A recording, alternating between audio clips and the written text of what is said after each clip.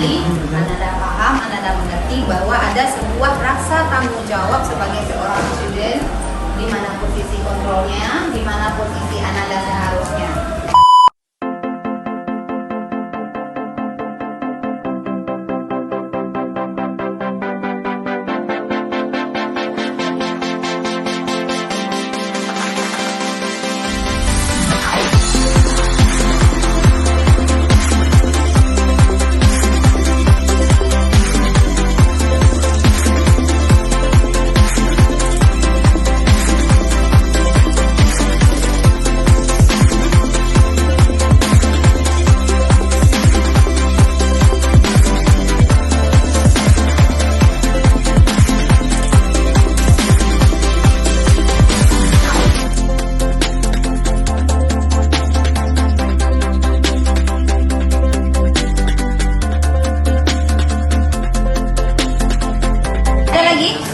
Cukup nih. Ada? Cukup? Cukup. Enough? Enough. Oke, dipersilakan dulu buat kita semua.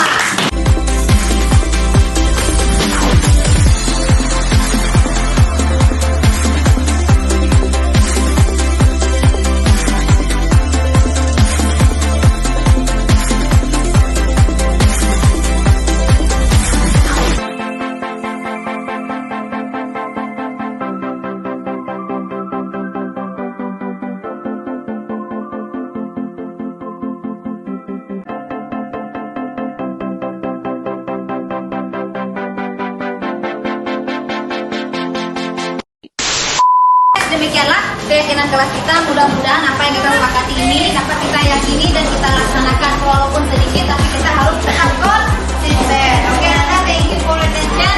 Assalamualaikum warahmatullahi wabarakatuh.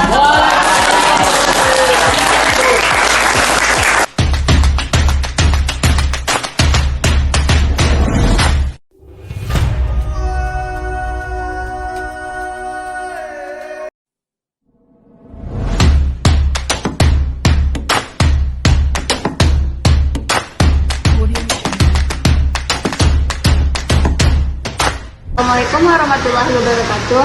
Kenalkan, nama saya Olivia dari kelas 11 IPA 3 SMA Kartika 15 Padang.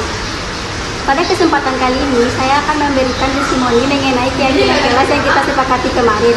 Jujur, hal yang seperti ini sangat baru bagi kami, karena sebelumnya belum ada guru mata pelajaran yang membuat keyakinan kelas seperti yang digagas oleh Bu Yusma Devi MPD. Dengan adanya keyakinan kelas yang kami sepakati bersama ini, insya Allah membuat kami menjadi lebih konsisten dalam bertindak dan bertanggung jawab atas suatu pekerjaan yang kami lakukan. Kami sangat senang dengan adanya hal baru di kelas yang membuat kami menjadi termotivasi dan semangat belajar. Terima kasih Miss Aci, sukses buat Miss Aci.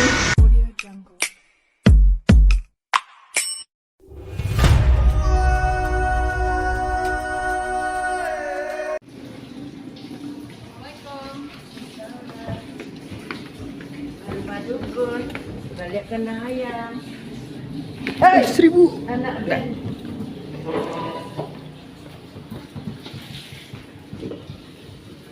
Miss, Ya.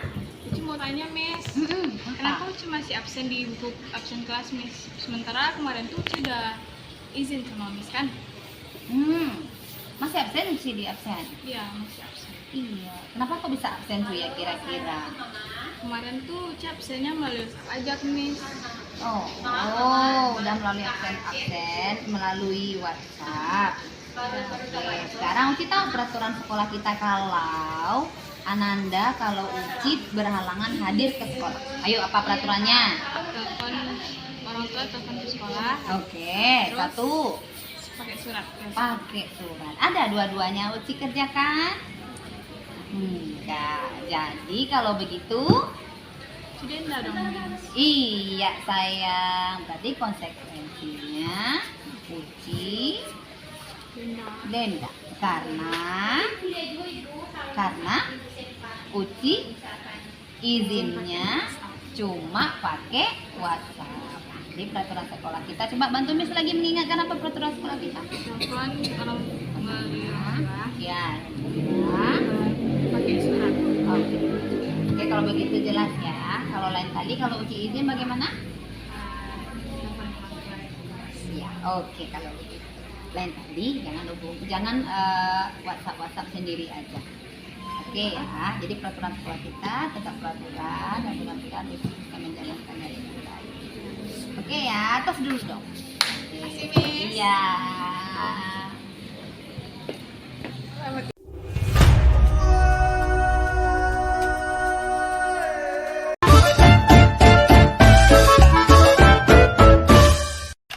Assalamualaikum warahmatullahi wabarakatuh. Perkenalkan, nama saya Risa Iza Fadila. Saya dari kelas 11 MIPA 4 dan saya berasal dari SMA Kartika 15 Padang.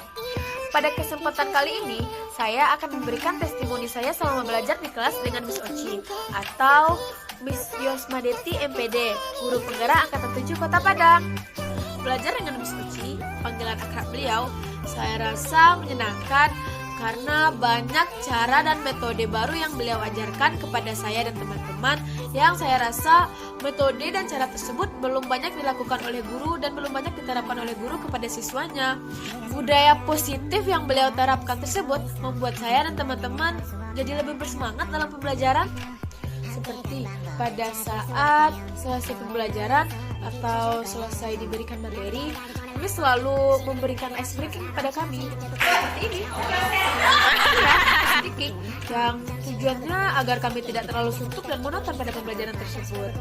Selesai proses pembelajaran saja, tapi pada saat belajar pun Miss juga memberikan kami cara belajar yang berbeda dari sebelumnya, seperti belajar bersama dengan sesi tanya jawab materi yang sudah kami pelajari. Kami menjawabnya dengan cara duduk bersama-sama di lantai, lalu membentuk sebuah barisan yang nanti satu persatu dari kami akan menjawab pertanyaan tersebut. Kami menjawabnya dengan menjabarkannya di lantai. Nah, yang kalah juga dapat hukumannya loh. Hal itu tentu membuat kami bersemangat untuk terus bisa menjawab pertanyaan Miss dengan benar, agar terhindar dari hukuman tentunya. Budaya positif tersebut membuat saya dan teman-teman merasa lebih bersemangat saat proses pembelajaran, proses tanya jawab. Sekian dulu ya video ini saya buat. Semangat dan sukses terus ya Miss. Dadah. Alhamdulillahirrabbilalamin. Wassalatu wassalamu ala asrofil anbiya'i wa mursalin wa ala alihi wa ashabihi rasulillahi ajmain. Puji dan syukur sama-sama kita panjatkan kehadirat Allah Subhanahu wa taala, di mana dengan rahmat dan karunia-Nya kita dapat berkumpul di dalam ruangan majelis ini. Salawat dan salam juga tidak lupa kita hadiahkan kepada junjungan kita Nabi besar Muhammad sallallahu alaihi wasallam. Allahumma shalli ala sayyidina Muhammad wa ala ali sayyidina Muhammad. Yang sama-sama kita hormati Ibu Kepala Sekolah, Ibu Yenti SPD, yang kami hormati Bapak-Bapak Wakil Kepala Sekolah, dan yang sama-sama kami hormati adalah Bapak dan Ibu Majelis Guru, yang kami berterima kasih sekali bertiga karena sudah bersedia untuk mendengarkan, mengorbankan waktunya 1 jam pelajaran untuk mendengarkan presentasi dari program guru penggerak yang saat ini sedang kami laksanakan. Nah, kami perkenalkan dulu, kami bertiga, saya sendiri sebagai moderator, itu Dewi Farida SSI, saya adalah calon guru penggerak angkatan ke-7, dan rekan kami Bapak Zuhan Rangkuti, itu juga calon guru penggerak angkatan ke-7, dan Ibu Yosmadeti itu adalah calon guru penggerak angkatan ke-7. Dan alhamdulillah kita untuk tahun ini diberikan kepercayaan ke sekolah kita. Dengan sedikit bangga kita, karena mungkin di Kota Padang sekolah kita yang terbanyak yang guru penggeraknya untuk angkatan ke-7 ini. Ada 3 orang, kalau orang mungkin cuma satu-satu saja. Nah, adapun tujuan dari yang akan kami lakukan hari ini itu adalah mempresentasikan tentang budaya positif. Jadi kami garis bawahi di sini, kami bertiga bukan maksud menggurui, tapi menyampaikan sesuai dengan tugas yang sudah diberikan kepada kami. Kami harus memberikan pengimbasan, kami harus memberikan sosialisasi bagaimana itu budaya positif yang sudah kami terima dalam program guru penggerak. Nah, sebenarnya program guru penggerak ini untuk budaya positif, kalau kami amati sebenarnya di sekolah kita itu sudah banyak kita laksanakan. Cuma yang penting di sini kita harus menyamakan persepsi bagaimana budaya positif ini memang betul-betul bisa kita laksanakan di sekolah kita, dan tentunya hal ini akan membuat sekolah kita menjadi sekolah yang aman, nyaman, kondusif, dan kita semuanya nyaman untuk berada di lingkungan sekolah yang kita cintai ini. Nah, untuk yang pertama, kami mohon kata sambutan kepada Ibu Kepala Sekolah, sedikit kata sambutan kepada Ibu Yeti SPD, kami persilakan.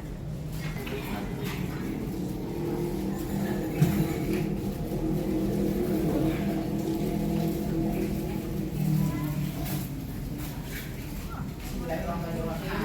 Assalamualaikum warahmatullahi wabarakatuh. Alhamdulillah, rabbil alamin. Puji syukur kehadiran Allah Subhanahu wa taala, sampai pagi ini kita masih diberi kesehatan, diberi kesempatan sehingga kita dapat hadir di dalam ruangan majelis guru ini dalam rangka sosialisasi guru penggerak angkatan ke-7. Salam beriring salam tidak bosan-bosannya kita hadiahkan buat junjungan kita, intinya Nabi besar Muhammad Shallallahu Alaihi Wasallam dengan antara kata Muhammad.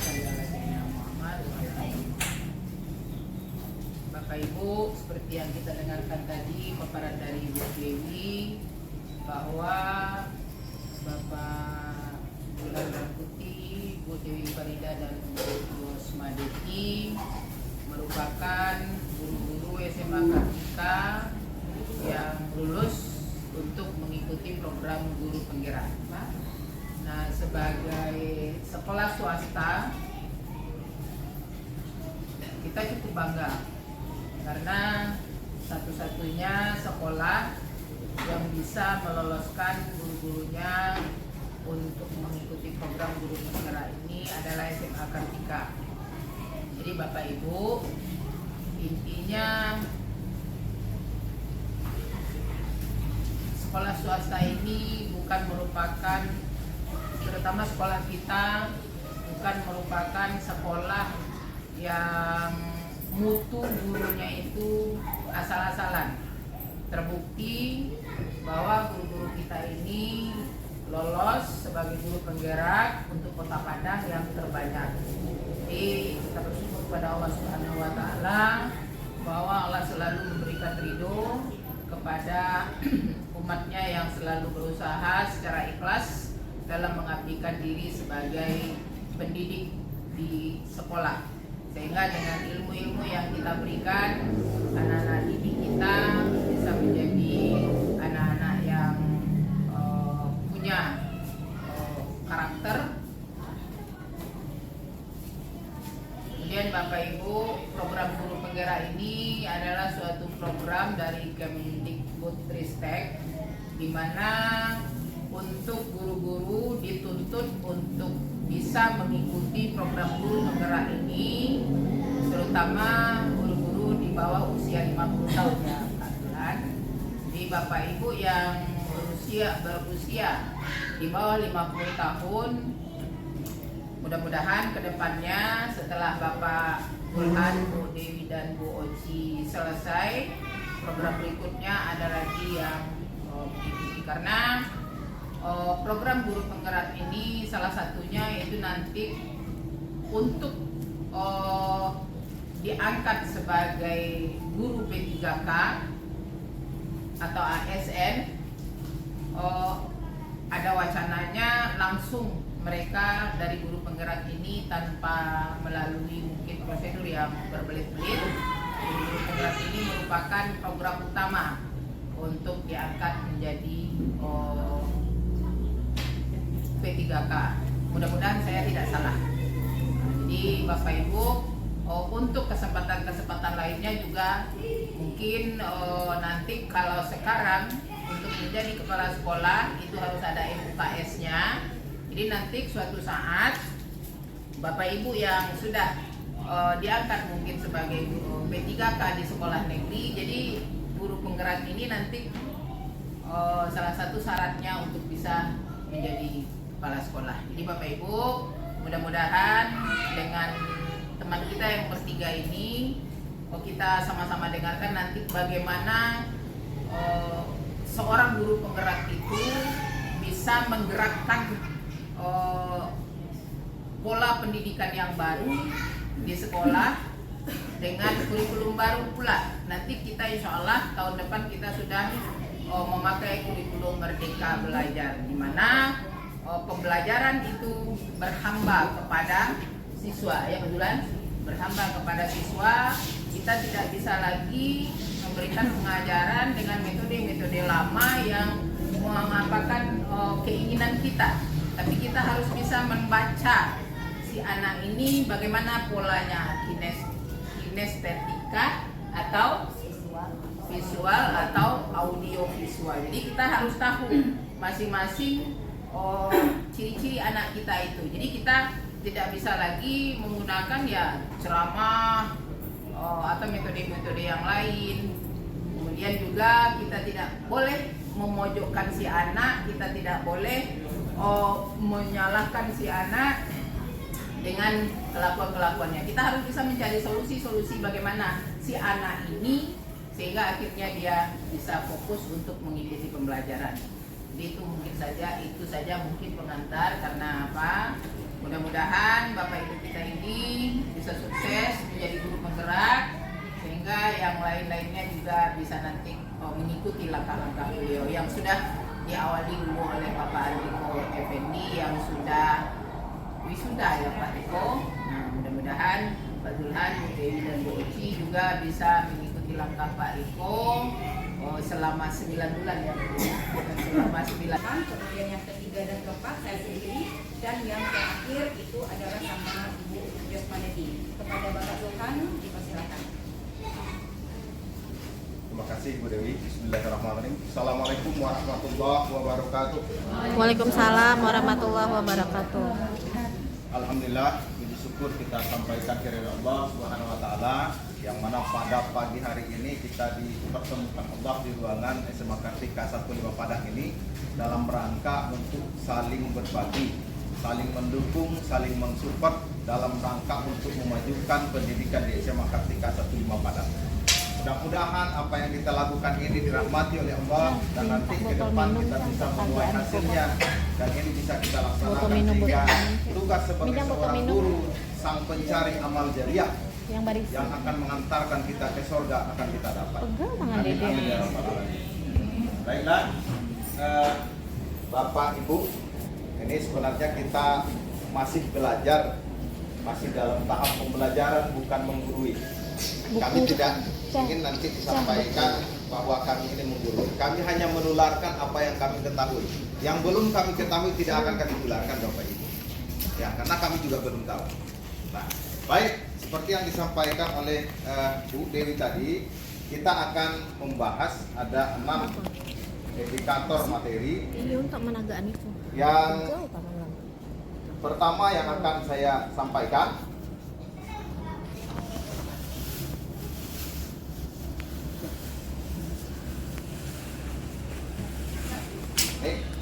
Bapak Ibu, budaya positif. Nah, ini yang pertama, yaitu disiplin positif dan nilai-nilai kebajikan universal.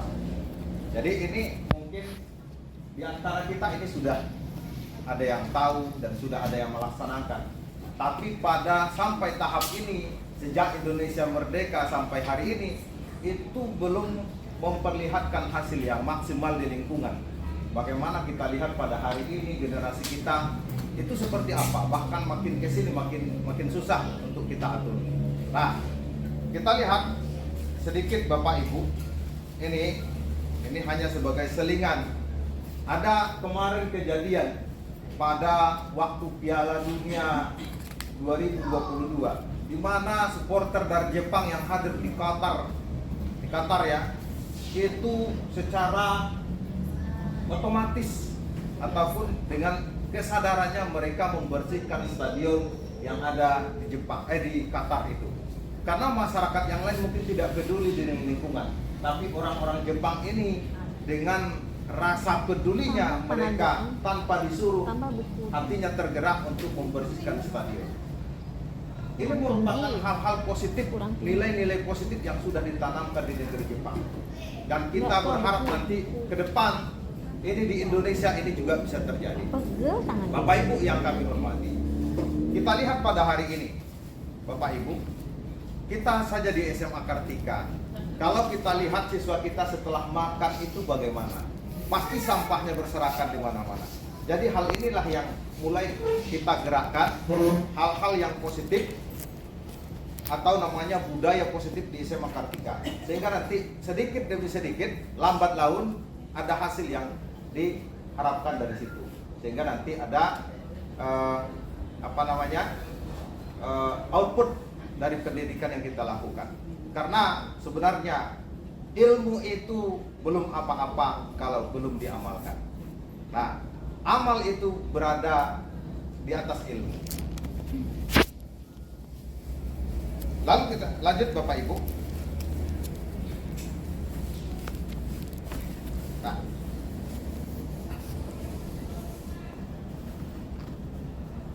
apakah itu disiplin positif? Dari katanya saja kita mungkin sudah mengerti Bapak Ibu, bahwa disiplin itu sering kita kaitkan dengan kepatuhan. Dan positif berarti yang positif. Selama ini kita sudah melaksanakan disiplin, tapi positifnya belum kita ikutkan di belakang. Hari ini kita akan sampaikan bagaimana yang disiplin positif itu. Sebagai awal pertemuan kita pada hari ini, ya, mohon maaf karena yang di depan ini ada Bu Erwita dan Bu Piak. Mohon bantu sebentar Bu Piak untuk ke depan. Ya, ke depan.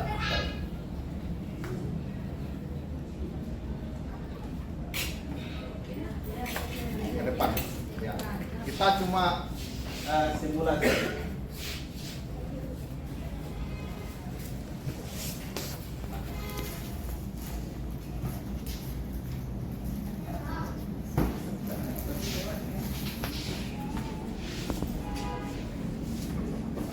Agak tampil loh ruang waktu.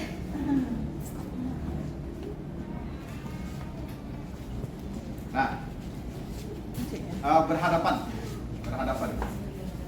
Ini kita contohkan Bapak Ibu.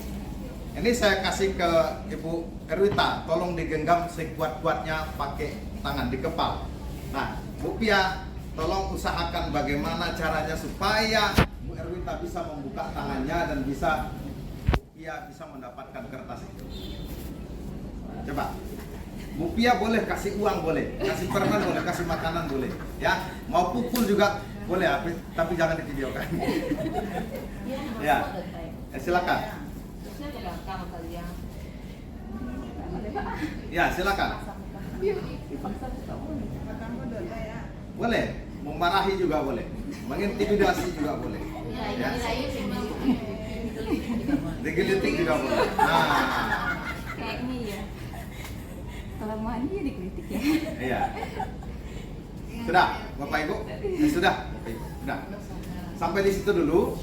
Nah, sebentar. Mungkin dari contoh yang kita perlihatkan di depan tadi. Nah, Bapak Ibu coba. Kegiatan tersebut sudah kita lakukan. Nah, sekarang apakah Ibu Erwita membuka kepala tangan tadi? Tidak. Kenapa kira-kira? Karena ingin mempertahankan sesuatu. Karena ingin mempertahankan sesuatu. Dan Bu Pia, apakah bisa membuka kepala tangan? Tidak. Kenapa? Menggunakan cara keterpaksaan, terus merebut orang lain mungkin. Merebut orang lain. Nah, silakan duduk. Terima kasih atas bantuannya. Kita lihat ibu-ibu. Nah, ternyata Bapak Ibu yang memegang kendali ataupun kontrol terhadap diri kita itu kita, bukan orang lain. Bukan orang lain. Ya. Itu tergantung kepada diri kita mau buka atau tidak. Nah, itulah yang terjadi pada hari ini Bapak Ibu. Kita kepada siswa belum tentu kita bisa mengontrol siswa kita itu. Ya, harus ada hal-hal yang kita lakukan supaya mereka bisa dengan ikhlas membuka tangannya. Ya, nanti bisa jadi kalau kita intimidasi, mungkin mereka akan tidak suka dengan kita. Ya, kalau kita lakukan hal yang misalnya kita bujuk, bisa jadi mereka akan membuka tangannya. Ya, itu tidak mau, tidak suka, dia nggak mau. Nah, walaupun tampaknya guru sedang mengontrol perilaku murid, hal demikian terjadi karena murid sedang mengizinkan dirinya untuk dikontrol. Kalau ada siswa yang patuh, berarti dia sedang membuka diri. Tapi belum tentu dia ikhlas, Bapak Ibu. Mungkin karena dia segan, karena gurunya dan sebagainya. Nah, yang kemudian saat itu bentuk kontrol guru menjadi kebutuhan dasar yang dipilih oleh murid. Jadi ternyata ya, segala sesuatu tindakan yang dilakukan oleh manusia itu, Bapak Ibu, itu adalah untuk memenuhi kebutuhan dasarnya. Apa kebutuhan dasarnya? Bisa yang pertama, dia butuh kenyamanan. Ya, dia butuh kenyamanan. Jadi kalau kita berada di sekolah, kita harus memperhatikan bagaimana siswa itu nyaman. Ini Bapak Ibu nanti ya akan sangat sulit sebenarnya menerapkannya di lapangan, karena kita harus merubah mindset kita dulu. Karena kalau selama ini kita mengatakan bahwa disiplin itu harus tegas begini, nanti kita malah diinjaknya gitu kan. Nah, tapi ternyata menurut teori Glasser tadi tidak seperti itu. Ya, bahkan nanti bisa membuat orang akan semakin lari kalau kita semakin keras. Teori kontrol menyatakan bahwa semua perilaku memiliki tujuan, bahkan terhadap perilaku yang tidak disukai. Kalau siswa itu dia membantah kepada kita, berarti dia sedang memenuhi kebutuhannya, kebutuhan dasarnya itu.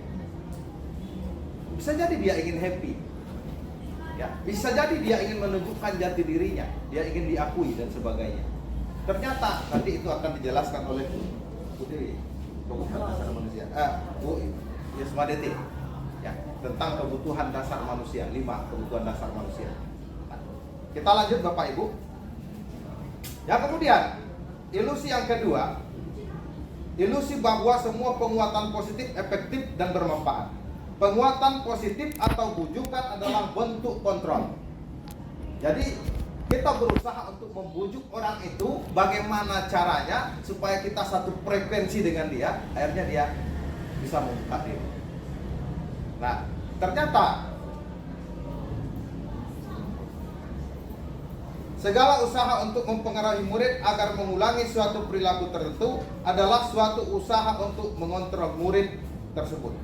Dalam jangka waktu tertentu, kemungkinan murid tersebut akan menyadarinya dan mencoba untuk menolak bujukan tersebut. Ada kalanya nanti ketika hari ini siswa itu berusaha membuka diri, tapi besok dia tidak setuju lagi. Dia melihat ada sesuatu di belakangnya gitu kan. Nah, karena bujukan kita itu. Nah, kita lanjutkan. Yang ketiga, Bapak Ibu, ilusi bahwa kritik dan membuat orang merasa bersalah dapat menguatkan karakter. Ya, jadi kita selama ini mungkin masih menganut yang seperti ini, bahwa ketika kita mengkritik, ketika kita membuat orang merasa bersalah, itu akan menguatkan karakter. Menggunakan kritik dan rasa bersalah untuk mengontrol murid menuju identitas gagal. Ternyata Bapak Ibu, ada identitas sukses nanti dan ada identitas gagal. Identitas gagal itu bagaimana? Tindakan yang kita lakukan itu berpengaruh negatif pada psikologi siswa, membuat siswa itu tidak bertumbuh kembang dengan baik. Itu nanti identitas gagal itu. Jadi ada hal-hal yang kita lakukan, kadang-kadang kita merasa itu kita ini lembut, tapi sebenarnya dia anak Patian. Kemarin saya nonton Family 100, Bapak Ibu, ada satu pesertanya ibu-ibu, ditanya, dia punya pengalaman negatif. ditanya oleh Irfan Hakim, ibu punya pengalaman negatif ya? Iya. Ternyata sampai ibu itu besar, sudah berumur 40 lebih, dia takut sama orang yang berambut panjang dan berkumis. Laki-laki, ya tentu laki-laki kalau berkumis. Kenapa? Karena waktu kecilnya dia suatu ketika pernah ingin membeli jajanan, yang tukang jajanan itu adalah orang berambut panjang, berkumis dan bertopi. Pada saat dia mendekat, lalu orang itu berusaha mendekatkan wajahnya kepada dia, seperti ingin mencium. Mohon maaf Bapak Ibu. Sampai hari ini itu membuat ibu tersebut takut kepada orang yang berambut panjang dan berkumis. Dimanapun dia akan sangat takut. Ternyata hal kecil seperti itu bisa tertanam pada psikologi seseorang sampai dia tua. Nggak bisa dilupakan ya, pengalaman negatif yang seperti itu. Kita juga tidak tertutup kemungkinan. Kami waktu pendidikan guru penggerak Bapak Ibu itu pernah ditanya, pengalaman negatif apa yang pernah Bapak Ibu rasakan yang membuat daun sedaun-daunnya, yang diingat sampai hari ini. Itu semuanya nulis tuh. Ada yang bilang waktu SMP saya sering dihardik oleh guru matematik, sampai saya tidak suka guru matematika lagi, gitu kan? Saya waktu sekolah pernah terlambat 1 kali, lalu saya dihukum berlari 10 keliling. Sejak saat itu saya tidak suka lagi kepada bapak itu, karena ternyata hukuman itu bisa membuat identitas gagal. Ya, betul, menurut kita itu untuk menerapkan disiplin, tapi orang Jepang itu ternyata tidak seperti itu. Kita lihat Bapak Ibu, di negara-negara maju pendidikan itu nggak seperti di tempat kita. Mungkin saya sendiri juga sudah menjadi orang tua yang gagal selama ini, karena saya sering menghardik anak, gitu kan? Tapi sejak saya mengatakan itu, saya sudah mulai mengurangi. Ya, karena salah satu yang membuat anak itu tidak percaya diri adalah ketika dia sering ditanya. Kita bisa bandingkan nanti dari keluarga-keluarga kita di sini. Nah, bagaimana orang tua itu mendidik anaknya dan bagaimana orang tua ini mendidik anaknya, pasti beda hasilnya. Ya. Nah, itu dia Bapak Ibu. Kenapa? Bahwa kita sebagai guru, kita yang lebih besar itu punya hak percaya, kita mempunyai tanggung jawab untuk membuat murid-murid berbuat hal tertentu dengan cara bisa jadi kita intervensi. Ya, kamu harus seperti ini, gitu kan? Nah, jadi ternyata itu tidak juga baik. Apapun yang dilakukan dapat diterima selama ada sebuah kemajuan berdasarkan sebuah pengukuran kinerja. Ya, kita mungkin mengukur itu dengan aturan-aturan yang ada. Itu kita yakini itu benar, gitu kan? Nah, pada saat itu pula orang dewasa akan menyadari bahwa perilaku memaksa tidak akan efektif untuk jangka waktu yang panjang. Ternyata ketika nanti kita tidak ada di situ, anak kita bisa jadi tidak melakukan apa yang kita lakukan. Bahkan anak kita, alhamdulillah, ibu tunda datang, gitu kan? Karena anak itu merasa tertekan ketika kita datang. Kamu harus duduk rapi, gitu kan? Lipat tangan dari saya, makan sekarang jawab, gitu kan? Ternyata itu juga tidak baik Bapak Ibu. Nah, perilaku memaksa tidak akan efektif untuk jangka waktu panjang dan sebuah hubungan akan terjadi, permusuhan akan terbentuk. Kita yakin Bapak Ibu, saya yakin 100% bahwa pada hari ini ketika kita mendidik siswa, kita mengimpikan siswa kita itu nanti akan sangat indah ke depan. Dia sukses, hormat kepada kita, santun, ingat kepada kita, ingat sekolah kita, dia datang lagi ke situ. Tapi kenyataannya sebenarnya banyak yang terbalik pada hari ini. Setelah mereka sukses nggak datang lagi ke sekolah. Kenapa? Mungkin ada kenangan-kenangan negatifnya, gitu kan? Nah, aduh, mungkin hal-hal yang mereka tidak suka yang kita lakukan. Nah, kita lanjut, Bapak Ibu. Ya silakan nanti bertanya saja nanti kalau sesinya sudah selesai. Bagaimana seorang bisa berubah dari paradigma stimulus respon kepada pendekatan teori kontrol? Bila kita ingin membuat kemajuan perlahan, sedikit-sedikit, ubahlah sikap atau perilaku Anda. Namun bila kita ingin memperbaiki cara-cara utama kita, maka kita perlu mengubah kerangka acuan kita. Selama ini kita mengacu bahwa hukuman itu sangat baik untuk menertibkan, maka kita harus mengubah acuan kita itu. Ternyata untuk mengefektifkan itu adalah bisa jadi kasih sayang, pendekatan, dan sebagainya. Nah kemudian, ubahlah bagaimana Anda melihat dunia, bagaimana Anda berpikir tentang manusia, ubahlah paradigma Anda, skema pemahaman dan penjelasan aspek-aspek tertentu tentang realitas.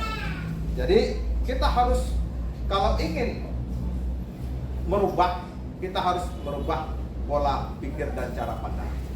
Baik. Lanjut. Nah ini dia contohnya Bapak Ibu. Ya, yang kita mungkin selama ini kita lakukan itu stimulus respon yang berada di sebelah sini. Nah coba kalau kita rubah dengan teori kontrol. Realitas kebutuhan kita sama. Kita menganggap bahwa semua manusia itu sama kebutuhan. Ternyata dalam teori kontrol, realitanya kebutuhan manusia itu berbeda.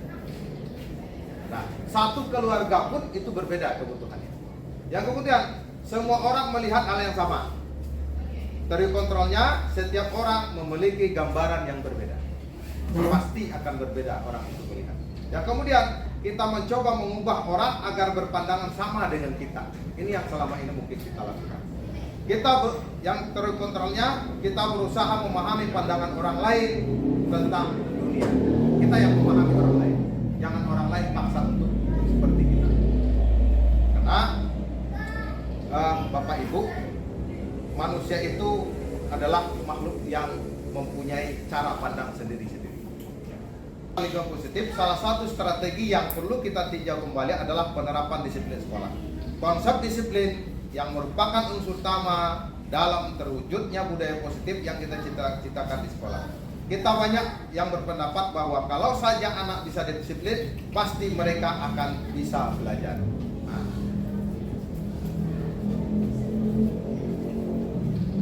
Apa sesungguhnya arti disiplin itu? Ya mungkin ini tidak perlu kita bahas lagi Bapak Ibu, karena kita sudah tahu semua. Ya, semua orang mengatakan bahwa disiplin itu tata tertib, teratur, kepatuhan pada peraturan. Kata disiplin juga sering dihubungkan dengan hukuman. Padahal itu sungguh berbeda. Karena belajar tentang disiplin positif tidak harus dengan memberi hukuman. Justru itu adalah salah satu alternatif terakhir. Memberikan hukuman itu adalah alternatif terakhir. Dan kalau perlu tidak digunakan sama sekali, karena dia nanti akan meninggalkan bekas-bekas yang tidak baik pada diri siswa.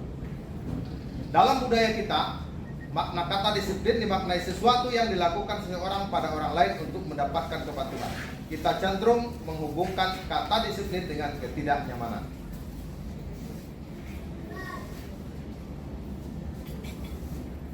Nah, kita lanjut saja. Disiplin diri dapat membuat seorang menggali potensinya menuju kepada sebuah tujuan. Sesuatu yang dihargai dan bermakna. Dengan kata lain, disiplin diri juga mempelajari bagaimana cara kita mengontrol diri dan bagaimana menguasai diri untuk memilih tindakan yang mengacu pada nilai-nilai yang kita hargai.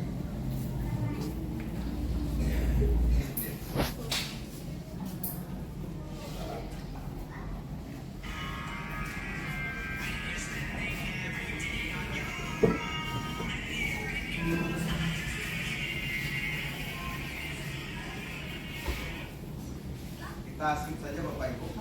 Ini karena masih ada Bu Devi dan Bapak Ibu mohon maaf. Ya. Bila di sekolah tidak ada peraturan yang haruskan guru datang tepat waktu, dan tidak ada surat teguran bagi guru yang datang terlambat, dan tidak ada atasan yang memuji Anda apakah Anda akan tetap datang tepat waktu untuk mengajar murid-murid Anda. Berarti alhamdulillah ada disiplin dalam dirinya, dari dalam diri. Ya.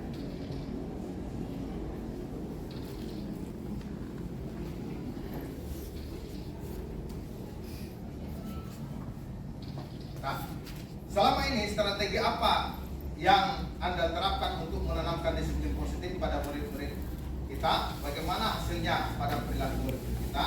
Nah, ternyata banyak sekali cara kita mendidik siswa, itu hasilnya nanti akan kita lihat. Ya, baik. Ada yang berdampak positif, ada yang berdampak negatif. Tapi jangka panjang biasanya tidak berdampak positif. Ini ada kasus IPA kurang menguasai pelajaran matematika. Ini mohon maaf, ya, sehingga pada saat pembelajaran tersebut berlangsung, dia lebih banyak berdiam diri atau menggambar di buku pelajarannya. Jadi karena tidak suku belajar matematik itu mencoret-coret cikarejo. Kan? Pada saat guru matematikanya Pak Seno menanyakan pertanyaan, IPA menjadi gugup dan tak sengaja menjatuhkan tasnya dari kursi serta jadi itu hukuman, menghardik dan sebagainya. Jadi nanti itu akan dijelaskan lagi oleh kunci Bapak Ibu. Boleh bertanya apa? Ya, silakan Ibu. Ini Kak, terima kasih. Kan selagi saya mengajar di kelas, selagi menerangkan pelajaran, ada siswa lagi ngobrol, asik-asik ngobrol, kemudian saya tegur, Ananda coba ulang lagi apa yang saya Ibu terangkan tadi. Apakah Ananda bisa? Itu apa hukuman atau konsekuensi atau gimana itu, termasuk apa itu? Apakah itu salah atau gimana? Kalau yang seperti itu belum masuk ke dalam kategori hukuman. Ya, Karena kita kan masih bertanya. Pelajaran apa yang sudah kita terangkan Ya, lagi. tapi ketika nanti kita memberikan apa namanya, jongkok gitu kan, atau misalnya kamu harus kerjakan ke depan. Dari tadi kamu ngobrol saja, itu baru hukuman. Boleh dilakukan. Kalau bertanya seperti itu, kita kan hanya memastikan bahwa siswa Ya, kita itu. kan lagi nerangin Ya. pelajaran, mereka ngobrol, kemudian Ya. kita tunjuk dia lagi untuk menerangkan apa yang kita sampaikan di depan. Apakah itu termasuk hukuman atau gimana? Kalau sudah menunjuknya ke depan, itu sudah hukuman. Enggak, bukan di depan. Menyuruhnya ke depan, menjelaskan di kembali. depan, duduk di depan, Anda terangkan apa yang dibilang tadi. Karena Anda asik ngobrol, ikut mengetahukan mereka yang ngobrol itu. Iya. Apakah hukuman atau gimana? Itu kalau hanya sebatas pertanyaan belum ada hukuman. Tapi kalau sudah ibu suruh dia menjelaskan lagi, ibu tahu bahwa dia sebenarnya tidak bisa. Iya. Tapi ibu suruh dia, itu tekan dia, itu baru hukuman. Itu berarti apa namanya? Siswanya nanti akan malu dan terpunyuk. Ya, kecil kawan, aku mau tahu lah. Nah, ya itu, Karena itu perasaan ya itu konsekuensinya itu nanti. awas angkut, ilmu di luar gitu kan. Nah, jadi seperti itu.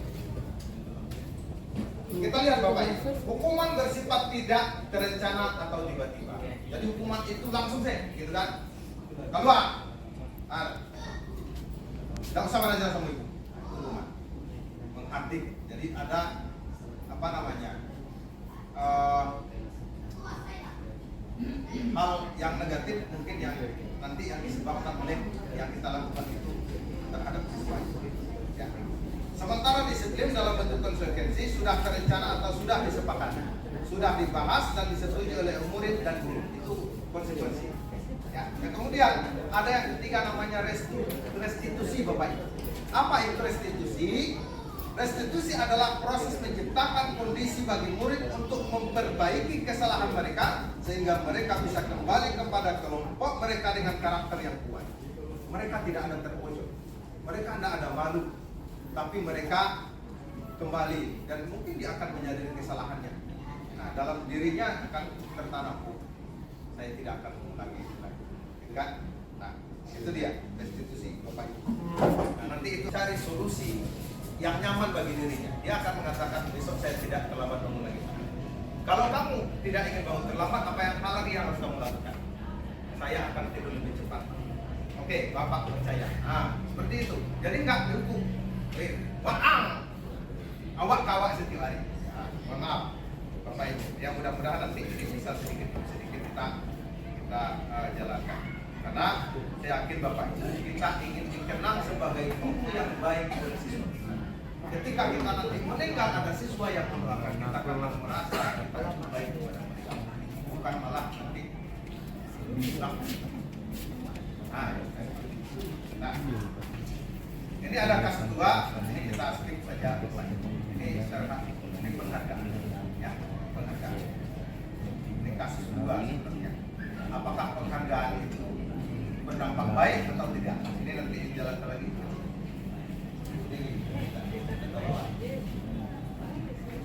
Nanti kita diri siswa tadi dalam konteks karakteristiknya itu ada di kelas kita demo itu ada beberapa orang siswa dia tuh sering terlambat. Jadi karena sering terlambat itu kita hargai dia datang, kemudian setelah beberapa menit dia keluar minta izin, Bu izinkan saya keluar Bu, saya belum sarapan lagi Bu, malu saya anak kos. Jadi setelah saya izinkan karena nyaman-nyaman kita kasihan dengan dia, kita kondisikan dia supaya siap untuk belajar. Ternyata dia hari pertama dia patuhi, dibeli makanan, dibawa ke kelas, oke. Jadi untuk berikutnya diulang lagi Pak. Nah, diulang lagi mungkin apakah dia berpersepsi, oh ibuku bisa dimain-mainkan. Tetahunya itu dia itu minta izin keluar baru datang, diletakkan tasnya. Dia duduk itu di tangga lantai 2 Pak, dengan enjoynya makan. Jadi saya tinggalkan kelas, saya sengaja itu mengelilingi lokal kelas itu mencari di mana anak ini sesungguhnya. Rupanya dia santai saja enaknya makan. Kemudian saya tegur, Ananda boleh makan tapi bawa ke kelas. Nah, saya hargai Ananda. Kemudian besoknya lagi ulang lagi seperti itu Pak. Itu kasus yang pertama. Yang kedua, setiap awal masuk kita pagi itu Pak kan banyak kaki kursi itu di atas meja. Nah, hari pertama kita tegur, nak bantu ibu enak turunkan kursinya.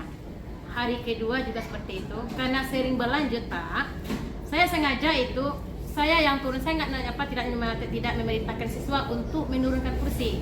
Saya turun dengan ada beberapa siswa dengan enaknya seperti ini menontonnya Pak. Kira-kira apa usaha kita dalam hal membentuk karakternya dia itu dia peduli terhadap dengan kondisi kelasnya Pak.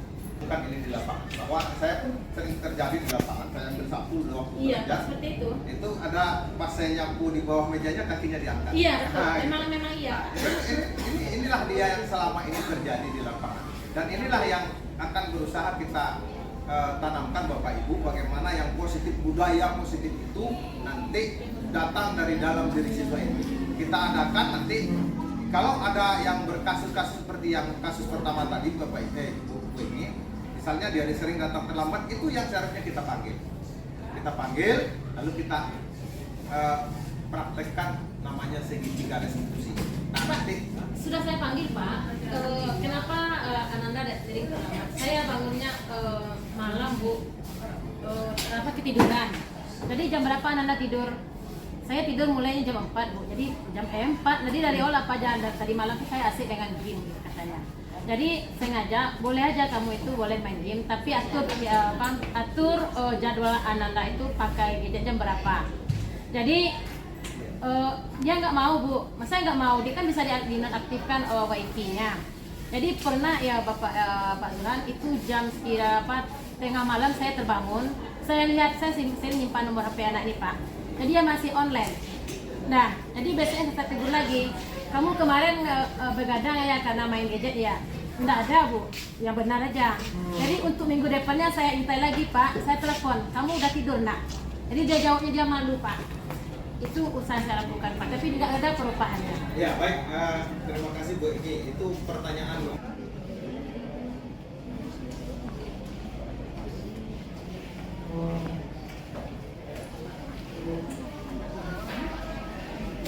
Topik yang ketiga, keempat, sama kelima dan keenam itu kami akan meringkas saja mungkin karena kondisi anak-anak kita di belakang. Baik, untuk topik yang berikutnya itu adalah keyakinan kelas. Saya akan mencoba menjelaskan inti-intinya saja. Jadi keyakinan kelas ini adalah salah satu upaya kita untuk menyelesaikan permasalahan yang disampaikan sama Ibu Pit sama Ibu Emi tadi, ya, keyakinan kelas.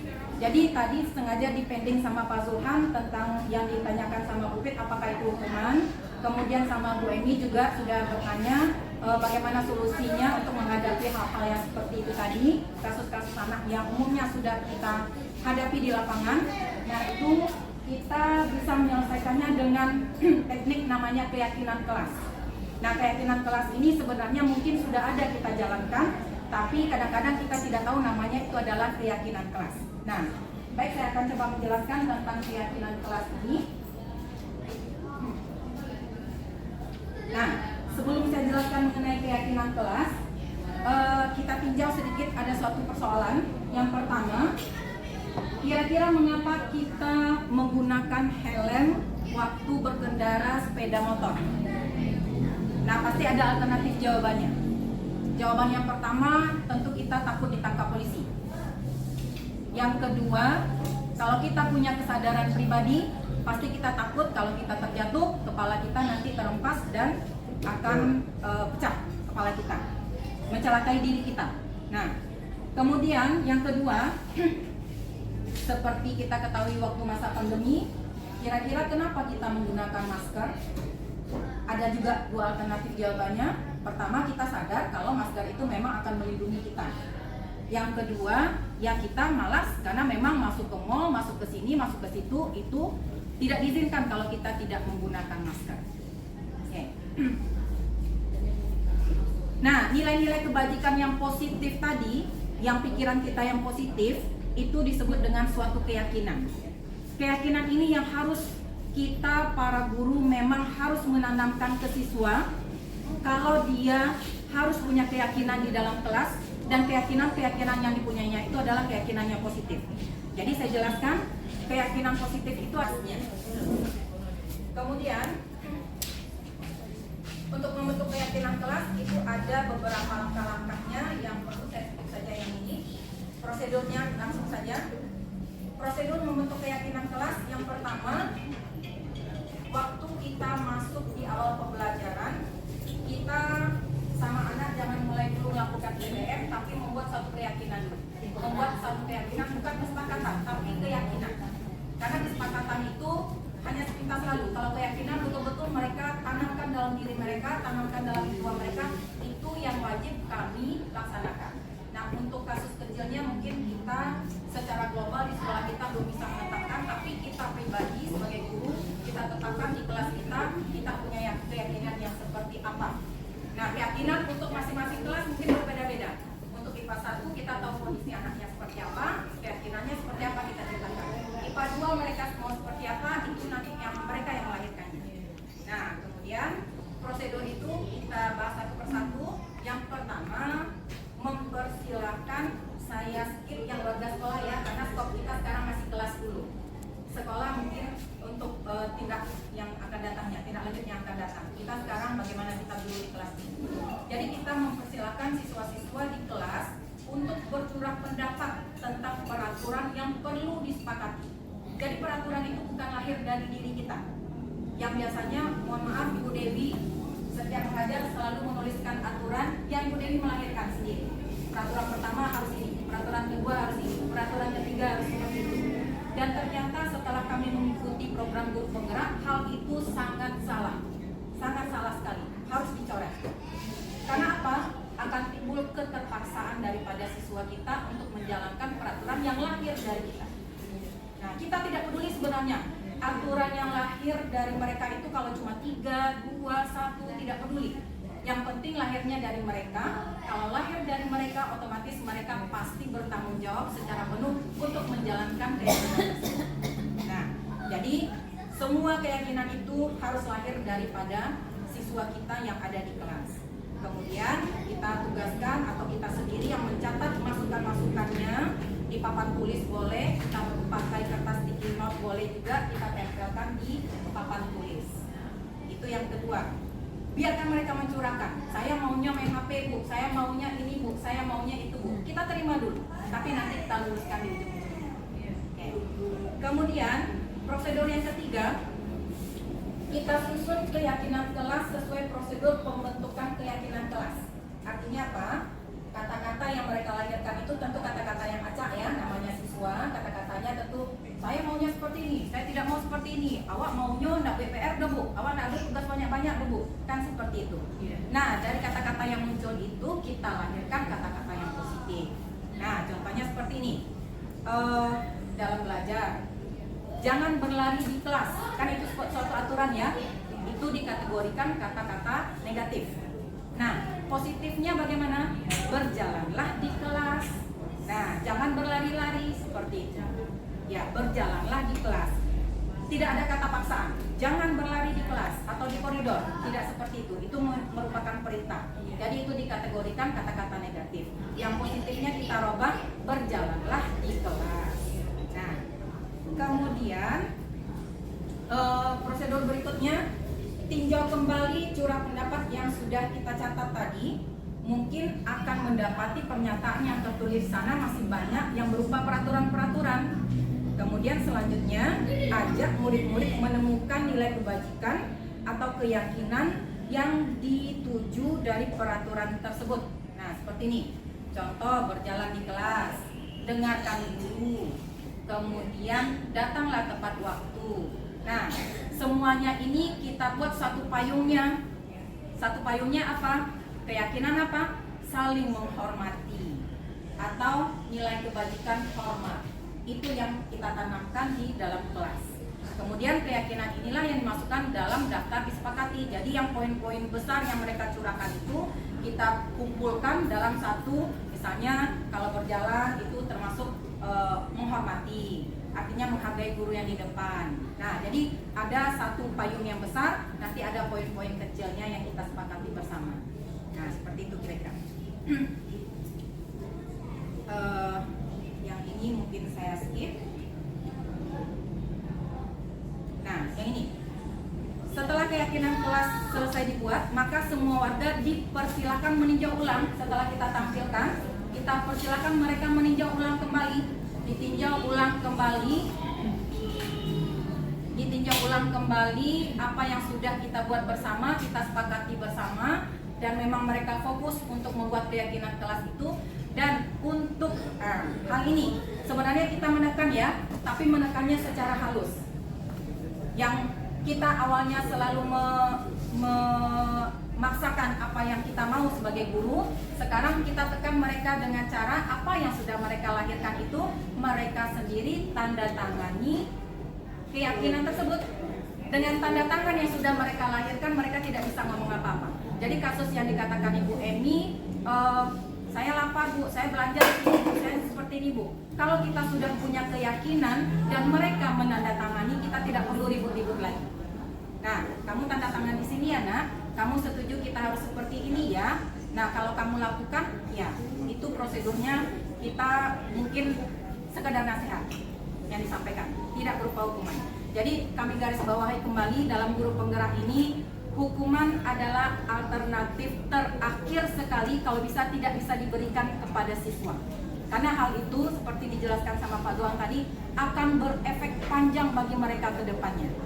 Jadi itu sudah alternatif terakhir. Kalau sudah memang keterlaluan sekali, sudah norma-norma agama yang mereka langgar, sudah norma-norma asusila yang mereka langgar, itu mungkin baru kita bisa melahirkan hukuman yang sesuai dengan keyakinan yang sudah sama-sama kita buat di dalam kelas.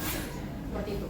Kemudian keyakinan kelas selanjutnya kalau bisa supaya tidak hilang saja, supaya mereka bisa setiap hari membacanya, kalau bisa kita di kelas izin ke wali kelasnya untuk menempelkan keyakinan kelas yang sudah kita sepakati bersama di kelas tersebut.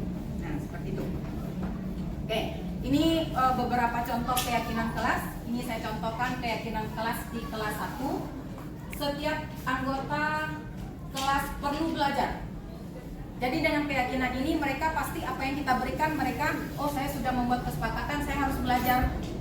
Memang susah Bapak Ibu, saya ngomongnya sepertinya enteng saja, tapi memang susah untuk anak-anak kita.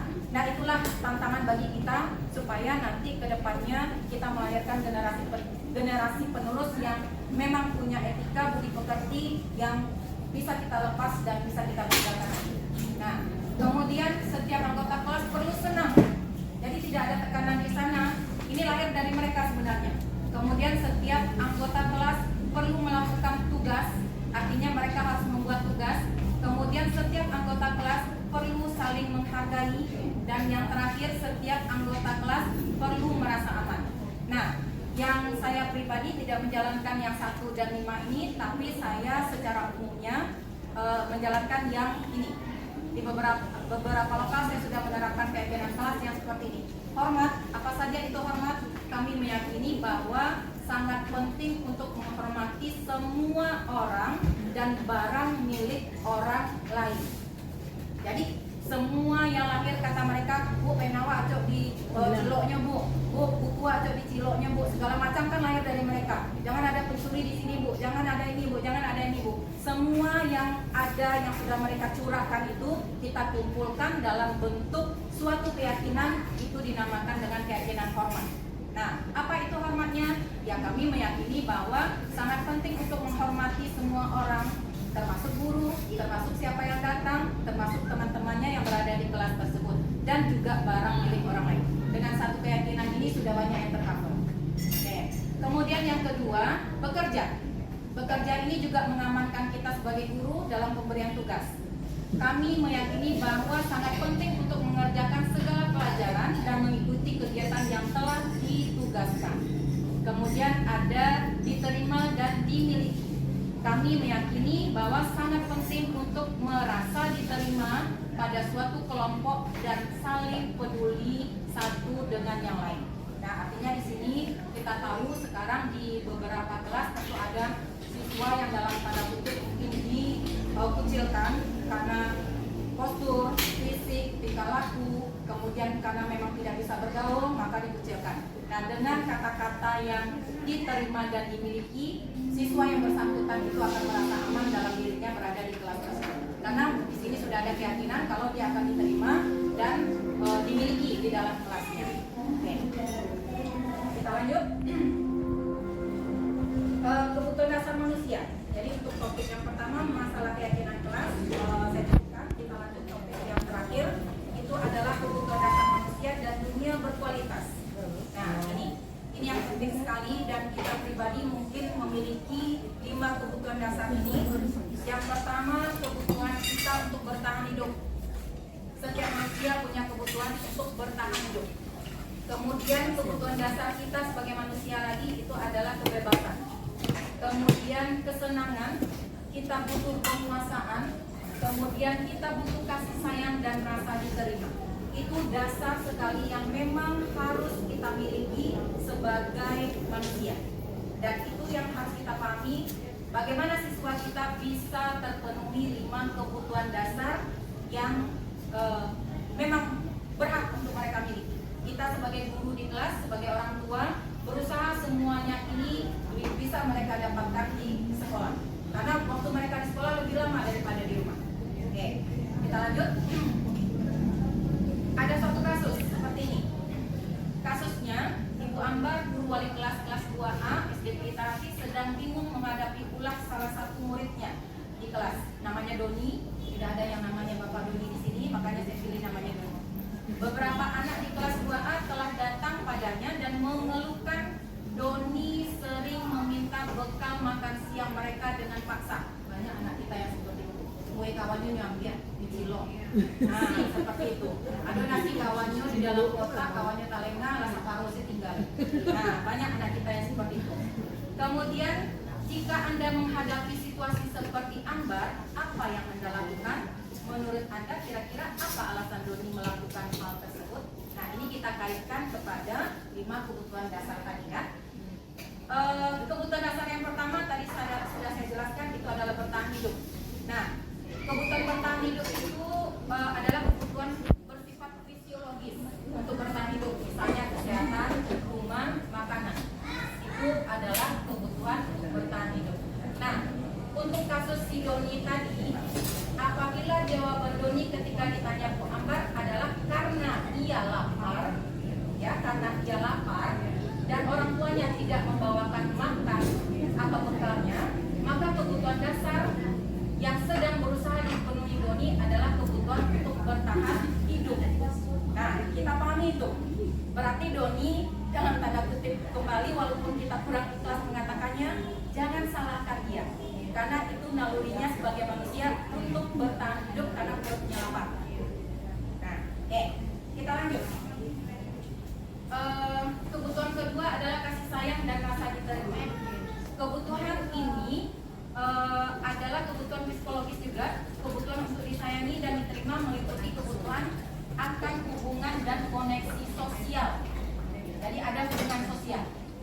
kembali ke kasus si Doni tadi, dia untuk diterima, untuk disayangi dan rasa diterima. Jadi istilah kita zaman sekarang, nyo koak-koak mengambil makanan, sebenarnya inyo diperhatikan oleh guru dan diperhatikan oleh temannya. Seperti itu. Dan kembali kita garis bawahi, jangan kita marahi. Kita pandai-pandai menyikapi hal yang seperti ini. Oke. Kemudian lagi penguasaan atau pengakuan atas suatu kemampuan. Jadi kekuasaan. Nah, kekuasaan itu artinya seperti ini, menjadi kompeten, menjadi terampil, diakui atas prestasi dan keterampilan kita. Walaupun keterampilan yang dilakukannya itu adalah keterampilan yang negatif. Nah, tapi dia ingin, saya punya kekuasaan untuk mengambilnya.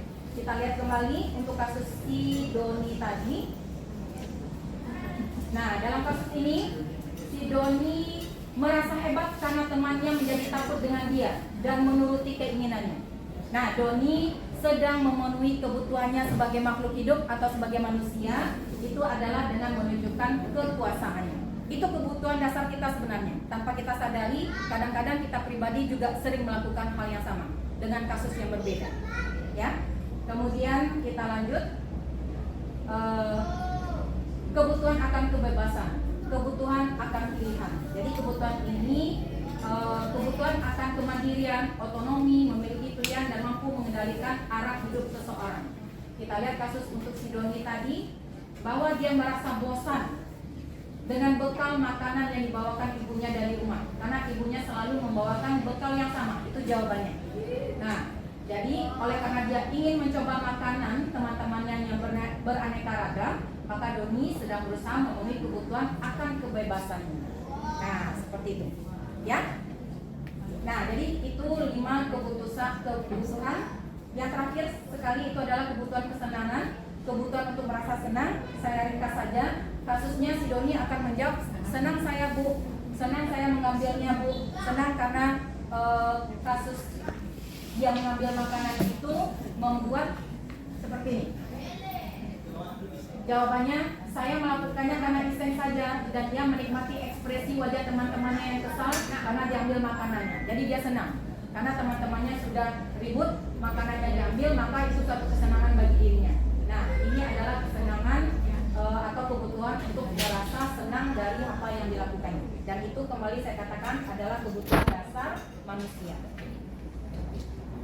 Nah, sekarang untuk dunia berkualitas Anda adalah tempat kasus dalam pikiran Anda, tempat Anda menyimpan gambaran representasi dari semua yang Anda inginkan, yaitu berisi orang-orang yang kita inginkan, hal-hal apa yang terbaik dalam hidup kita, dan membuat kita merasa bahagia, dipenuhi kebutuhan dasar kita.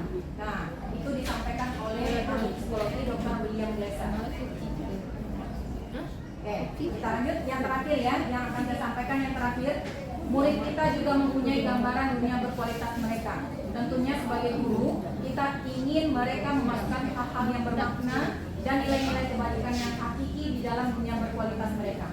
Bila guru dapat membangun interaksi yang memberdayakan dan memerdekakan murid, oleh Ibu Yasma Devi. Silakan. Yang kui posenya, ini hitam tuh loh. Itu foto.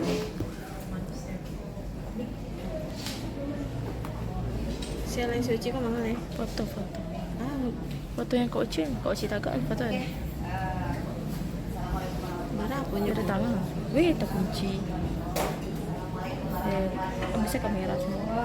Waalaikumsalam warahmatullahi wabarakatuh. Maaf ya kamu. Mungkin udah panjang lebar tadi dijelaskan Bapak Ibu dari Bapak Zulhan dan Kamu salah. Sekarang Yang foto Suci. Bapak Ibu semua dibantu ya Bapak Ibu, karena sepertinya suasananya udah semakin tegang. Saya sendiri juga sebagai calon guru penggerak pagi ini juga tegang.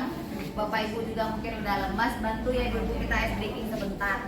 Boleh ya Bapak Ibu? Izin ya Bapak Ibu. Ya, oke, kalau begitu peraturannya gini loh Bapak Ibu, kita ice breakingnya. Kita mempunyai tangan. Ya kan Bapak Ibu? Ya, boleh kita relax dulu sebentar ya Bapak Ibu ya. Ya, ini ada tangan jempol. Jempol di sebelah kanan. Ini jempol di sebelah kiri. Nanti instruksinya akan lebih ditepukan. Nah, Kalau Oci bilang jempol berarti dia bahasa Indonesia. Ya, bahasa Indonesia. Kalau Oci bilang dia nanti ampu berarti dia masuk ke bahasa Minang. Jadi Bapak Ibu nanti harus konsentrasi. Jadi jempol kanan berarti ini. Ya, kalau dibilang tepunya tepuk jempol berarti instruksinya bahasa Indonesia. Kalau dibilang tepuknya tepuk ampu berarti instruksinya bahasa Minang. Jadi Ibu jawabnya bahasa Minang juga. Ini loh Bapak Ibu. Contohkan, ya. Tepu jempol, 3 kali tepunya Bapak Ibu. Prok, prok, prok. Tepu jempol. Jempol kanan, jempol kiri, 2 jempol. Oke, itu bahasa Indonesia. Jadi kalau tepu ampu, ampu, ya.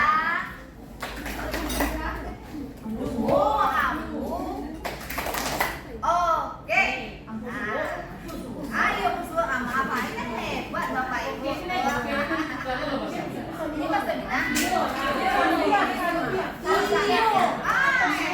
Ini mantul buat lagi.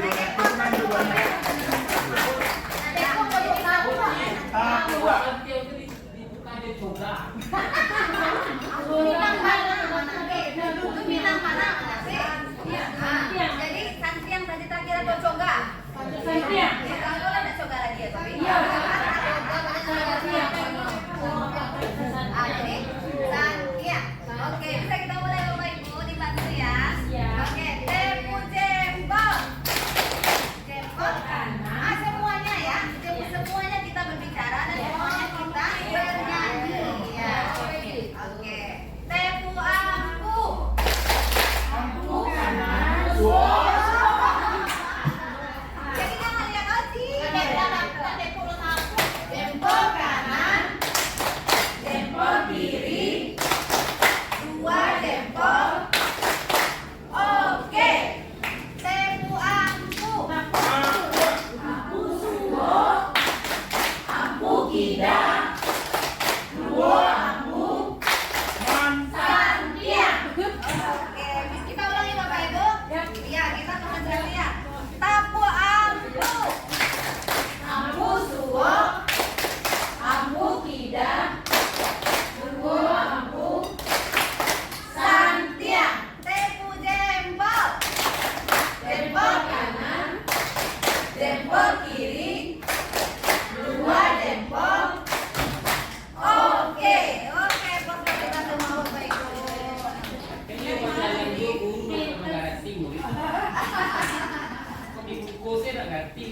Oh gitu. Oke, terima kasih Bapak Ibu. Ulang dalam pen. Salah satu contoh yang dibawakan setelah mendalami pengalaman dari guru penggerak itu adalah beberapa buah bentuk aktivitas yang kita lakukan di dalam kelas. Mungkin ini juga bermanfaat bagi Bapak Ibu semua. Sebenarnya mungkin selama ini sudah biasa kita lakukan, tapi mungkin kurang terekspos. Sudah ada beberapa Bapak Ibu yang melakukannya. Hal ini terbukti ampuh membuat Ananda kita merasa rileks menghadapi belajar. Mungkin bisa kita lakukan di awal, mungkin bisa juga di akhir pembelajaran atau sesuai dengan situasi dan kondisi pada saat kita menerangkan pelajaran. Gitu Bapak Ibu. Jadi memang agak butuh prepare, memang agak butuh persiapan sedikit sebelum kita masuk ke dalam kelas agar pelajaran kita dicintai. Jangan kita yang dicintainya nanti Bapak Ibu, jangan supaya pelajaran kita dicintai. Itu masalah itu bisa dari jauhnya Bapak Ibu adalah masuk lo ibu pendek wah kecilnya nah Allah inyo pendek wande gol bule barajanya bisa kablo gitu. Akanlah saking taknya tuh Bapak Ibu, jadi berusaha itu mungkin yang bisa dilakukan masuk ke dalam kelas sebelum belajar. Nah, yang kedua mungkin langkah yang kita lakukan, banyak Bapak Ibu mungkin yang melihat ada beberapa kelas kita yang kadang duduknya seperti letter V, kadang duduknya seperti letter U, kadang bangkunya itu ada yang satu garis aja. Itu mungkin juga kita bisa lakukan sebagai referensi merubah-rubah bentuk cara Ananda kita dalam belajar. Jadi mereka tidak boring, tidak bosan dengan kondisi kelas. Mungkin setelah itu kita bisa kembalikan lagi posisinya. Oke Bapak Ibu, itu sedikit share ilmu yang diperoleh dari guru penggerak. Walaupun hasilnya banyak jam pelajaran yang terkorbankan. ya itulah pandai-pandai kita untuk contohnya ini Bapak Ibu KD yang harus dituntut sekarang adalah 2 KD untuk masuk ke kelas, tapi karena mengatur persepsi mereka untuk ice breaking supaya membuat mereka rileks, itu kita harus mengorbankan 15 menit waktu kita untuk maju. Jadi bagi cek urang Minang nanti mundur salangkah untuk maju 1000 langkah. Nah, itu mah Pak Yori. Tuh, peluru. Peluru itu supaya jauh tampangnya Pak Yori, supaya landingnya sempurna nah Pak Yori. Dia dulu tolakan ke belakang nah Pak Yori. Dia tolakan gaya ke belakang, baru dia akan meluncur gerak parabolanya ke depan. Apa nama Miss? Iya bantu ke tampil. Kan kapan dia mundur? Dia uji-uji dia ke belakang. Mana dia mundur? Dan ke belakang itu kan tidak selalu salah nah sama Ibu Dewi. Nah, posisi kontrol di sini itu adalah posisi kita sebagai seorang guru. Bagaimana cara kita memanage siswa supaya ya seperti yang sampaikan Bu Dewi tadi, tidak terjadi kecil hati, anak tidak merasa tertekan dan mereka tetap bersemangat dan termotivasi untuk belajar. Artinya yang kita harapkan di sini adalah Bapak Ibu belajar bukan menjadi beban hidup atau derita mereka sepanjang masa. Ini kan ada anak kita yang datang ke sekolah, takut kan berang di amak. Kalau talambe beko kan yang hukum banyak ndeh-ndehnya. Saya juga cerita Miss. Bisa hinggo nyukuit sarito lakapatang saking takuinya nyopreng warga Kota Padang. Saking hebatnya mereka Bapak Ibu. Dia penulis Ya. Tapi kami kadang di sudut pandang Oci menilainya itu bukanlah berarti anaknya yang salah. Kita harus lihat dulu bagaimana before-nya, bagaimana di belakangnya. Apa yang terjadi terhadap psikologi anak ini? Mengapa anak ini bisa begitu nekatnya dia membuat sebuah berita hoax terhadap dirinya sendiri untuk menyelamatkan harga dirinya mungkin yang merasa tidak nyaman yang dibuat oleh lingkungan, gitu. Jadi tidak ada kasus yang bisa disalahkan. Semuanya salah. Orang tua mungkin juga salah, mungkin dari pihak sekolah juga salah. Kalau seandainya dia seorang anak SMA, Bapak Ibu, mungkin masih bisa kita maklumin. Mungkin ada alasan tertentu yang membuat dia melakukan hal berbohong yang sangat besar. Tetapi ini anak kelas 5 SD, ngeprank warga Kota Padang. Kan hebat dia itu Bapak Ibu. Jadi kalau menurut hemat Oci di sini, setelah mempelajari psikologi dia, si anak ini takut ternyata dihukum di sekolah kalau dia terlambat. Berarti artinya ini apa Ibu? Kontrol kita sebagai pendidik di mata mereka sudah menjadi sebagai hakim yang menghakimi kehidupan dia. Ini harus benar, ini nggak boleh begitu, ini harus seperti ini role-nya. Padahal dia mungkin sendiri juga punya alasan mengapa dia terlambat. Walaupun sebenarnya hakikat terlambat itu adalah salah di mata kita, tetapi setiap orang pasti punya alasan tertentu mengapa dirinya sampai late, mengapa dirinya sampai terlambat datang. Nah, mungkin hal ini yang tidak didapatkan oleh anak-anak kita di sana itu, sehingga dia nekat mengambil sebuah keputusan untuk ngeprank jadinya. Karena terungkap identitasnya, ngeprank jadinya, ngeprank warga Kota Padang, sehingga banyak emak-emak termasuk Uci sendiri yang khawatir terhadap anak. Maklum sekolahnya di sini Bapak Ibu di areal padat. Jadi ya kalau kita tarik kembali di sana, pas dengan posisi kontrol yang ada yang diterangkan oleh Diana Gosen ini, posisi kontrolnya adalah sebagai penghukum. Jadi lagi-lagi mohon mungkin secara pribadi ini Bapak Ibu Oci juga sering melakukan hal yang sama, tidak kepada anak-anak kita di sekolah, tapi mungkin kepada anak pribadi juga sering melakukan hal yang seperti itu, yang menurut kita orang dewasa ini itu nggak boleh dilakukan, itu salah. Dan mungkin demi memandang-mandang orang kita korbankan karakter anak kita sendiri. Jadi jangan lagi terulang hal yang sama sehingga terjadilah hal yang tidak kita inginkan seperti ngeprank satu daerah Kota Padang kemarin. Jadi penghukum ini adalah alternatif terakhir kalau seandainya tidak ada perubahan tindakan yang terjadi dari anak kita tersebut setelah untuk melakukan sebuah tindakan. Jadi 5 posisi kontrol di sini tadi itu adalah sebagai penghukum, pembuat rasa bersalah, ada sebagai teman dan ada sebagai pemantau. Terakhir posisi yang paling susah kita peroleh pada saat ini adalah sebagai manajer. Posisi yang pertama itu mungkin kasus yang sering kita lihat sekarang seperti yang Uci sampaikan tadi, Anggi sering terlambat datang ke sekolah.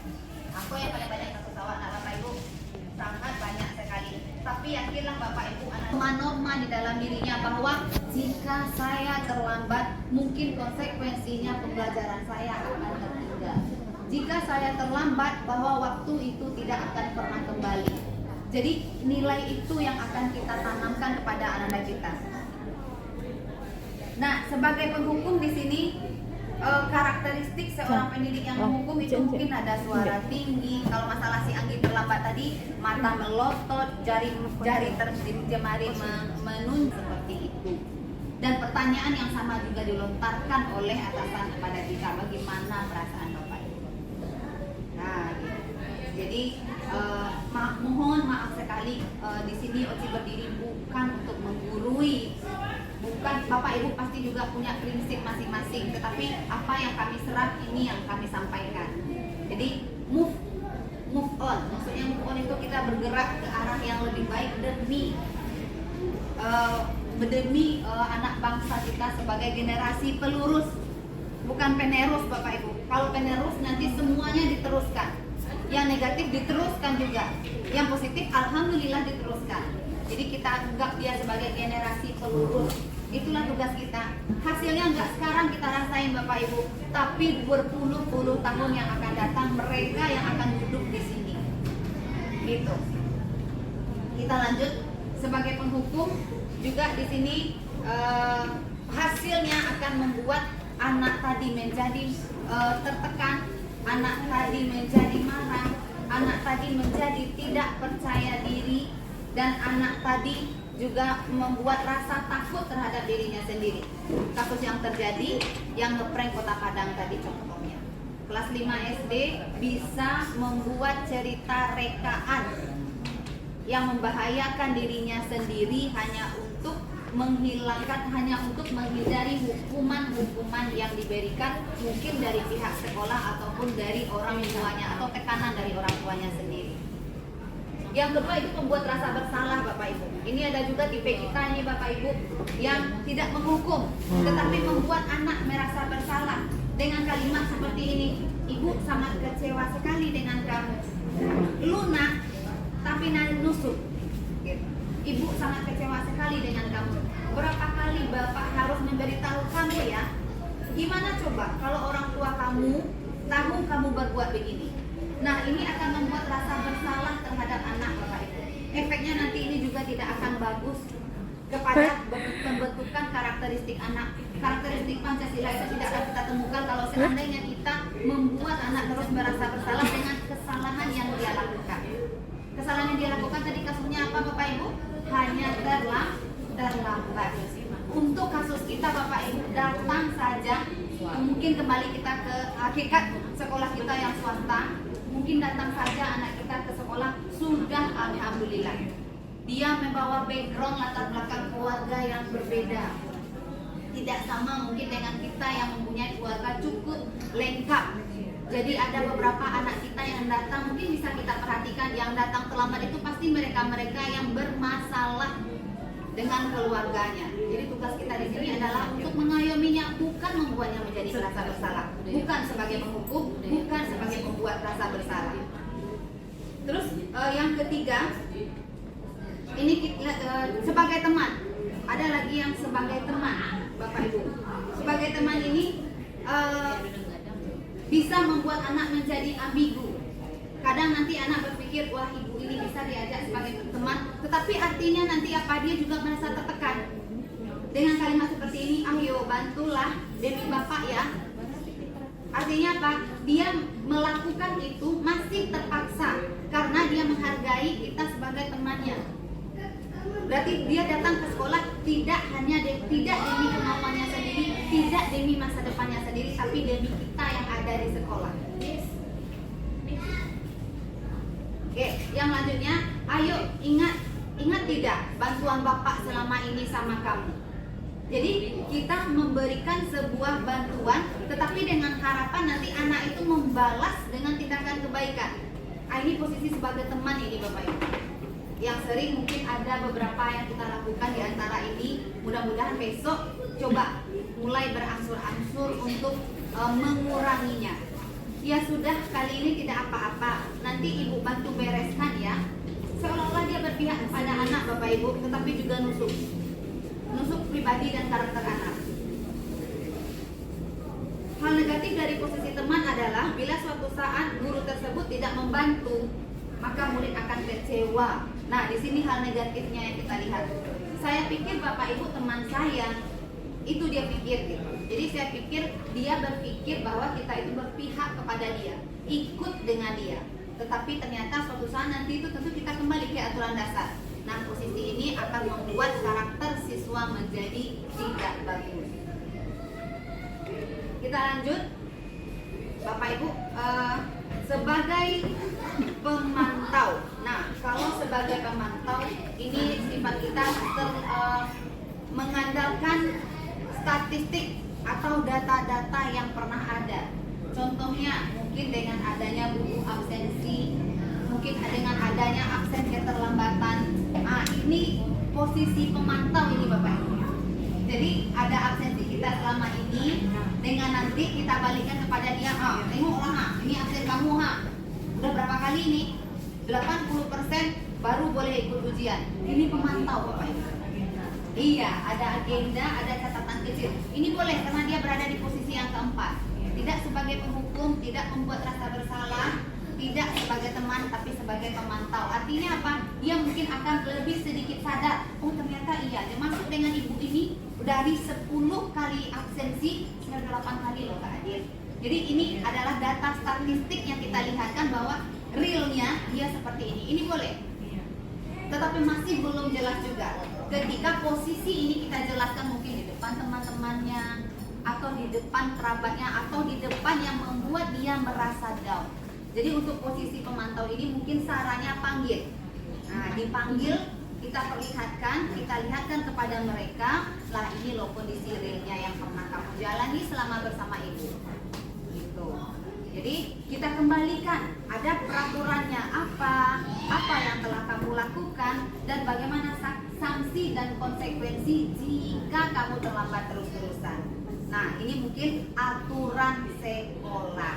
Nah, jadi kalau ada guru posisi seperti ini boleh-boleh saja, tetapi tolong kondisikan, panggil secara pribadi jika Bapak Ibu mau lebih merubah anak ke arah yang lebih baik. Kita lanjut. Posisi terakhir, manajer. Nah, mudah-mudahan kita semua sampai di posisi ini Bapak Ibu. Posisi manajer ini adalah posisi yang amat sangat sulit ya Bu Dewi. Posisi ini di mana guru berbuat sesuatu bersama dengan murid. Jadi terjun, enggak memerintah, enggak nyuruh. Contoh kecil. Di dalam kelasnya ada sampah.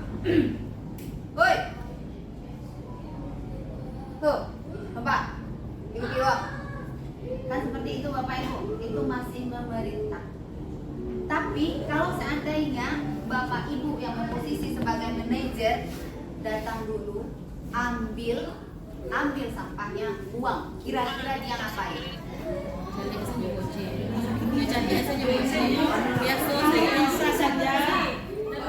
Boleh ribut.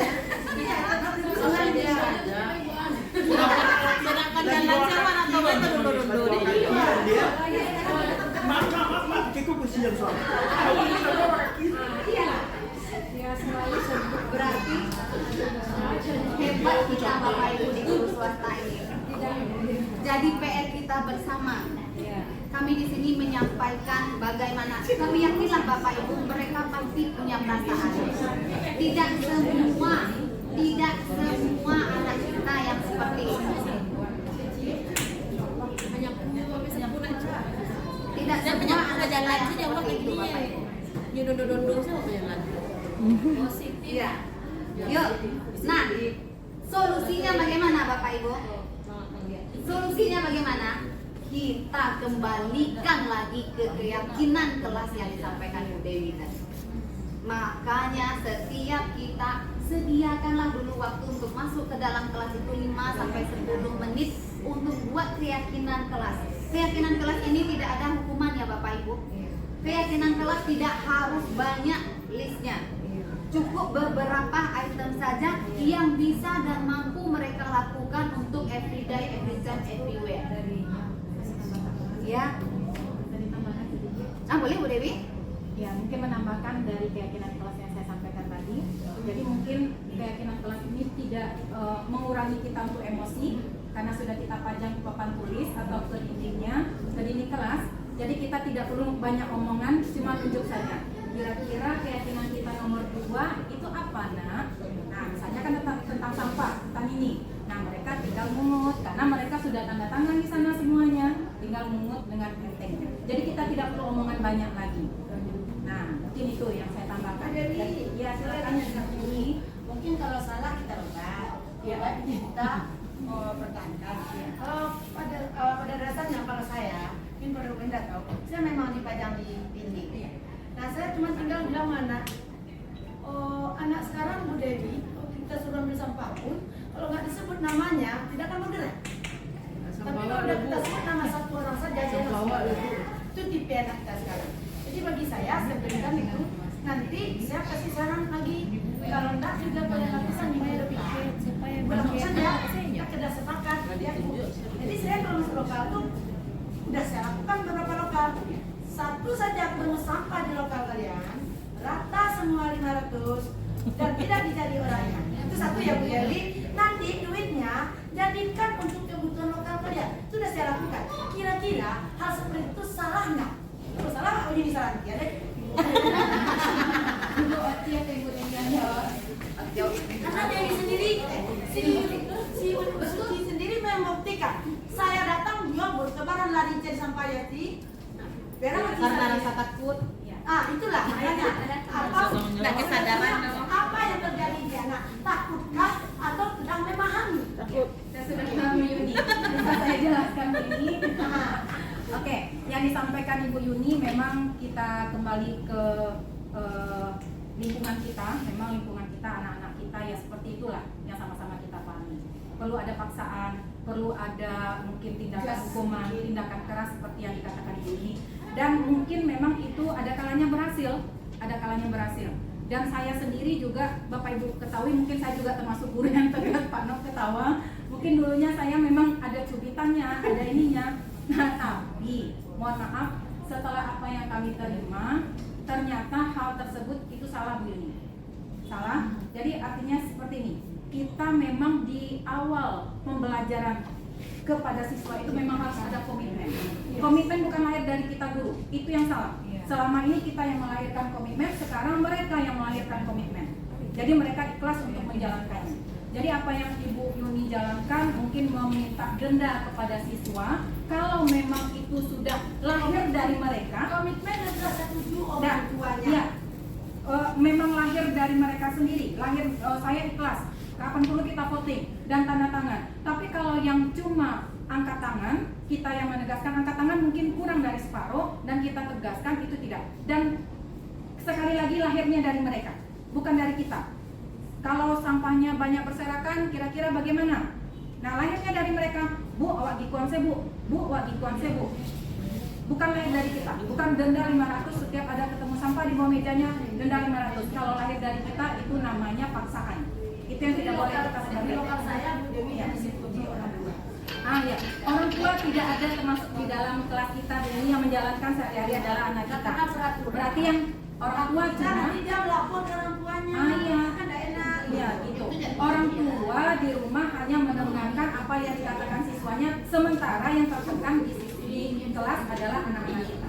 Jadi mungkin dengan lebih cara halusnya lagi, seperti kata Bu Oci itu adalah secara sebagai manajer mungkin kata Bu Oci tadi bukan tidak sepaham dengan Bu Oci ya.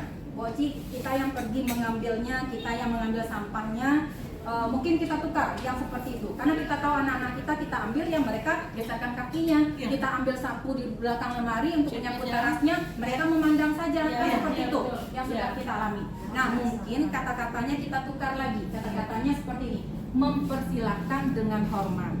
Nah, siapa yang piket hari ini? Kasih sapu. bisa bantu ibu menyapu. Nah, mungkin kata-kata seperti itu yang mungkin lebih menyentuh hati mereka. Nah, kata-kata yang mungkin selama ini ada paksaan, ada intimidasi, ada hukuman. Iya. Bisa bantu ibu menyapu. Kalau udah disapu nyapu udah kata ya. Iya kan kita pergi, kita pergi sampai kita tahu daftar tiketnya. Kita tahu siswa kita itu siapa, kita bawa sapu, bisa bantu nyapu seperti itu.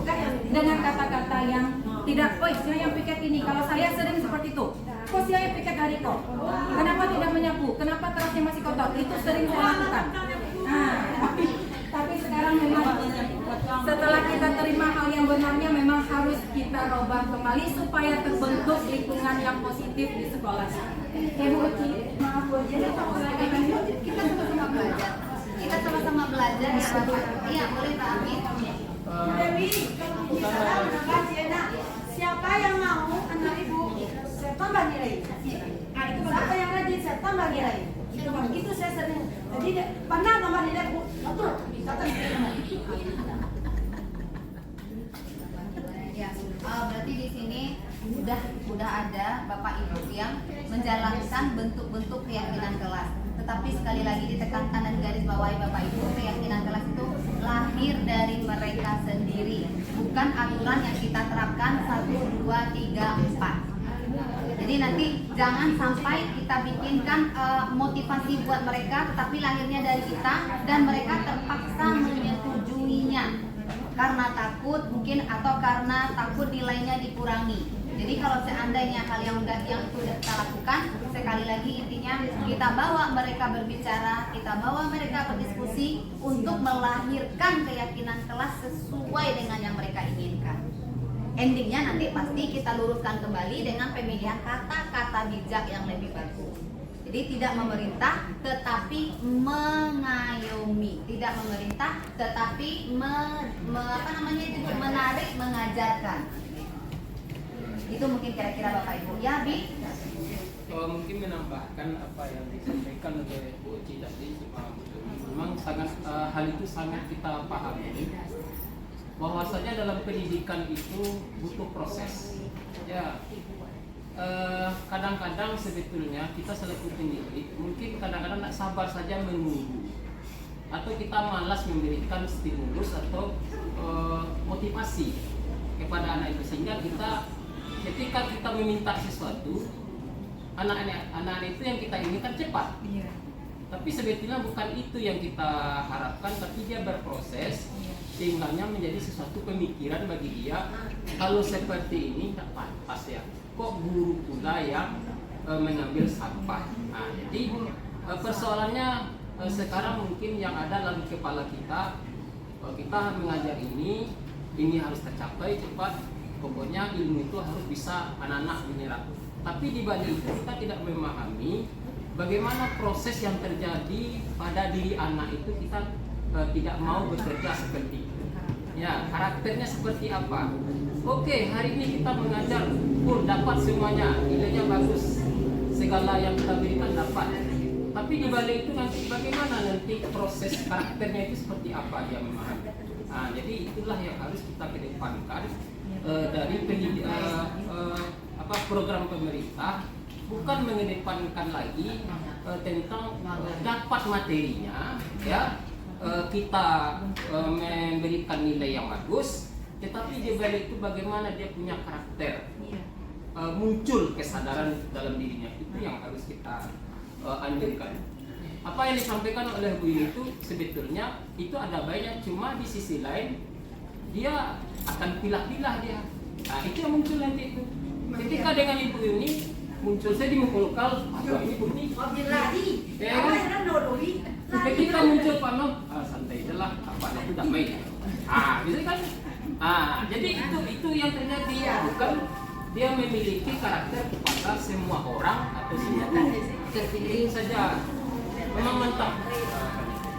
Satu lagi Bu Dewi, Ibu apa? Ini terjadi juga sama anak.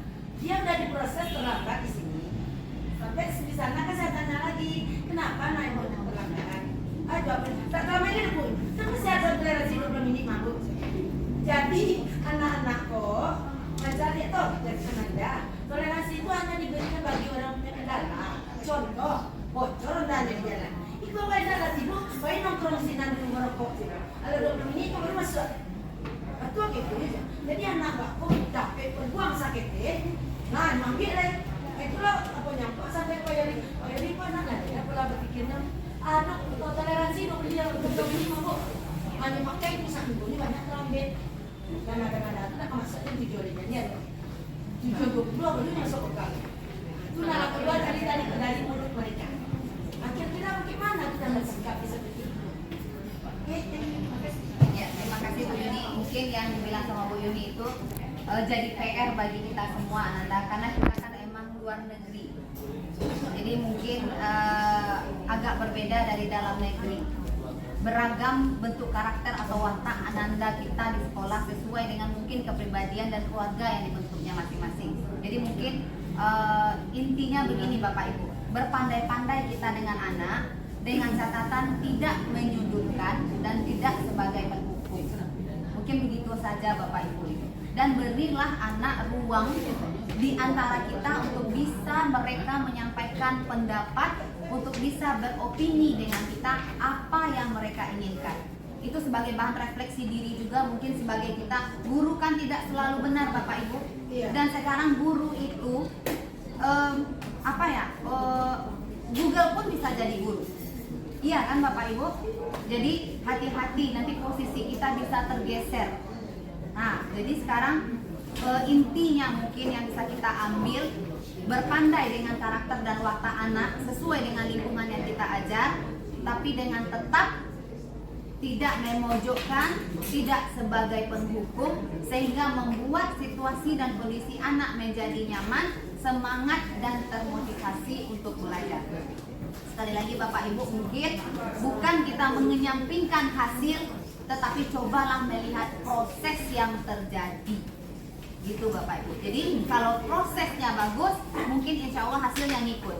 Jadi jangan tujuan kita hasil dulu, sementara proses kita tekan. Jadi lihatlah prosesnya dulu, dengan proses baik, dengan berproses baik, insya Allah nanti hasilnya baik. Itu mungkin kira-kira Bapak Ibu. Kita lanjut. Ya. Kita lanjut Bapak Ibu. Posisi sebagai manajer yang kita bahas tadi bersama ya Bapak Ibu. Mudah-mudahan posisi ini bisa berada pada kita semuanya. Karena posisi manajer adalah posisi paling tertinggi. Namanya manage, mengatur. Berarti artinya sebelum mengatur orang lain, berarti guru sendiri juga punya harus manage pribadi. Kita lanjut Bapak Ibu, posisi kontrol restitusi. Mungkin kita skip aja, udah panjang lebar kita bahas tadi. Kita masuk ke segitiga restitusi. Segitiga restitusi ini adalah penjabaran dari 5 posisi kontrol tadi. Artinya apa? Segitiga restitusi ini kita menghadapi sebuah kasus anak dengan cara 3 tahap saja. Tahap yang pertama itu menstabilkan identitas mereka. Tahap yang kedua itu adalah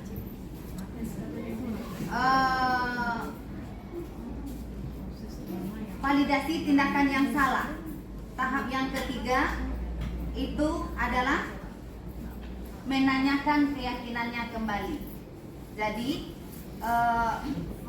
segitiga restitusi ini adalah solusi atau obat penawar dari 5 posisi kontrol tadi. Posisi kontrol yang segitiga restitusi ini mungkin lebih tepatnya kita jelaskan kepada kasus. Contohnya begini Bapak Ibu, ada kasus seorang anak namanya Suci. Mungkin kasus kita juga Bapak Ibu semua. Suci ini melakukan protes terhadap wali kelasnya ketika absensinya dicoret oleh Bapak Ibu guru piket mungkin atau Bapak Ibu guru BK. Sementara Suci ini dia sudah ngomong ke wali kelasnya melalui pesan WhatsApp bahwa hari itu dia izin. Tetapi kenapa kok absensinya masih dicoret juga sama Bapak Ibu kita yang piket? Padahal dia kan sudah izin. Jadi dia protes dengan gaya bahasa dan bahasa tubuh yang mereka punya, mereka protes kepada wali kelasnya. Nah, kira-kira kalau kita berada di posisi ini bagaimana di posisi kita Bapak Ibu? Dia udah izin melalui WhatsApp, tapi absensinya dicoret dan anak-anak kita tersebut dia melakukan protes. Kenapa absensinya dicoret? Konsekuensi sekolah, kalau seandainya di absennya dicoret, dia akan membayar denda. Wali kelasnya. Ya, wali kelasnya. Jadi bagaimana solusi kita ini Bapak Ibu? Boleh. Berarti anak ini kan sudah ada izin, ini wali kelas. Mungkin wali kelas mungkin lupa memberitahu kepada piket atau BK sehingga namanya tercoret. Nah, solusinya wali kelas harus meluruskan ke si anak. Ya udah, nanti ibu lupa, nanti ibu sampaikan ke guru piket bahwa ibu lupa memberikan izin, menyampaikan izin yang Ananda sampaikan di WhatsApp. Jadi ibu mohon maaf. Jadi kita tidak perlu gengsi pula minta maaf ke anak gitu kan. Jadi karena kekhilafan ibu minta maaf. Nah, jadi nanti masalah absen ini biar ibu yang menyelesaikannya dengan piket, rasanya seperti itu solusinya. Terima kasih Ibu Kepsek.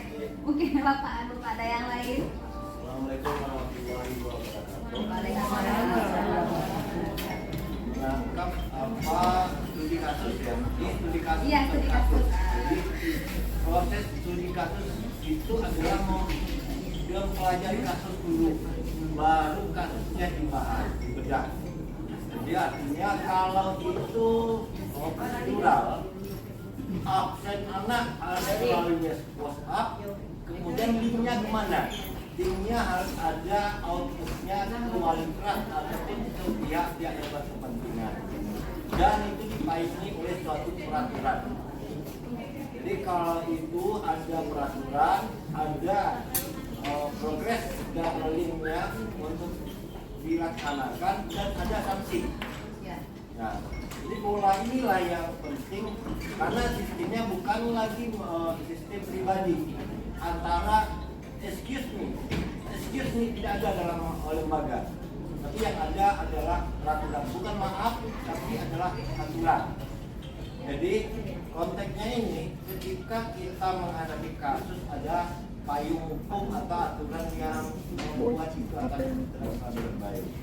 Yang kedua, bagi kita yang melakukan satu kasus ini mungkin sekecil itu kasus memang harus ada kajian. Jadi nampaknya sistem yang diterapkan untuk pendidikan kurikulum merdeka sekarang itu adalah sistem bukan lagi pedagogik. Ya, mungkin ini yang hilang. Karena pedagogik itu adalah fungsi dan identitas guru yang tidak dimiliki oleh perusahaan. Sistem perusahaan tidak punya. Yang ada di perusahaan adalah psikolog. Jadi saya mikir-mikir sekarang, Bapak Ibu.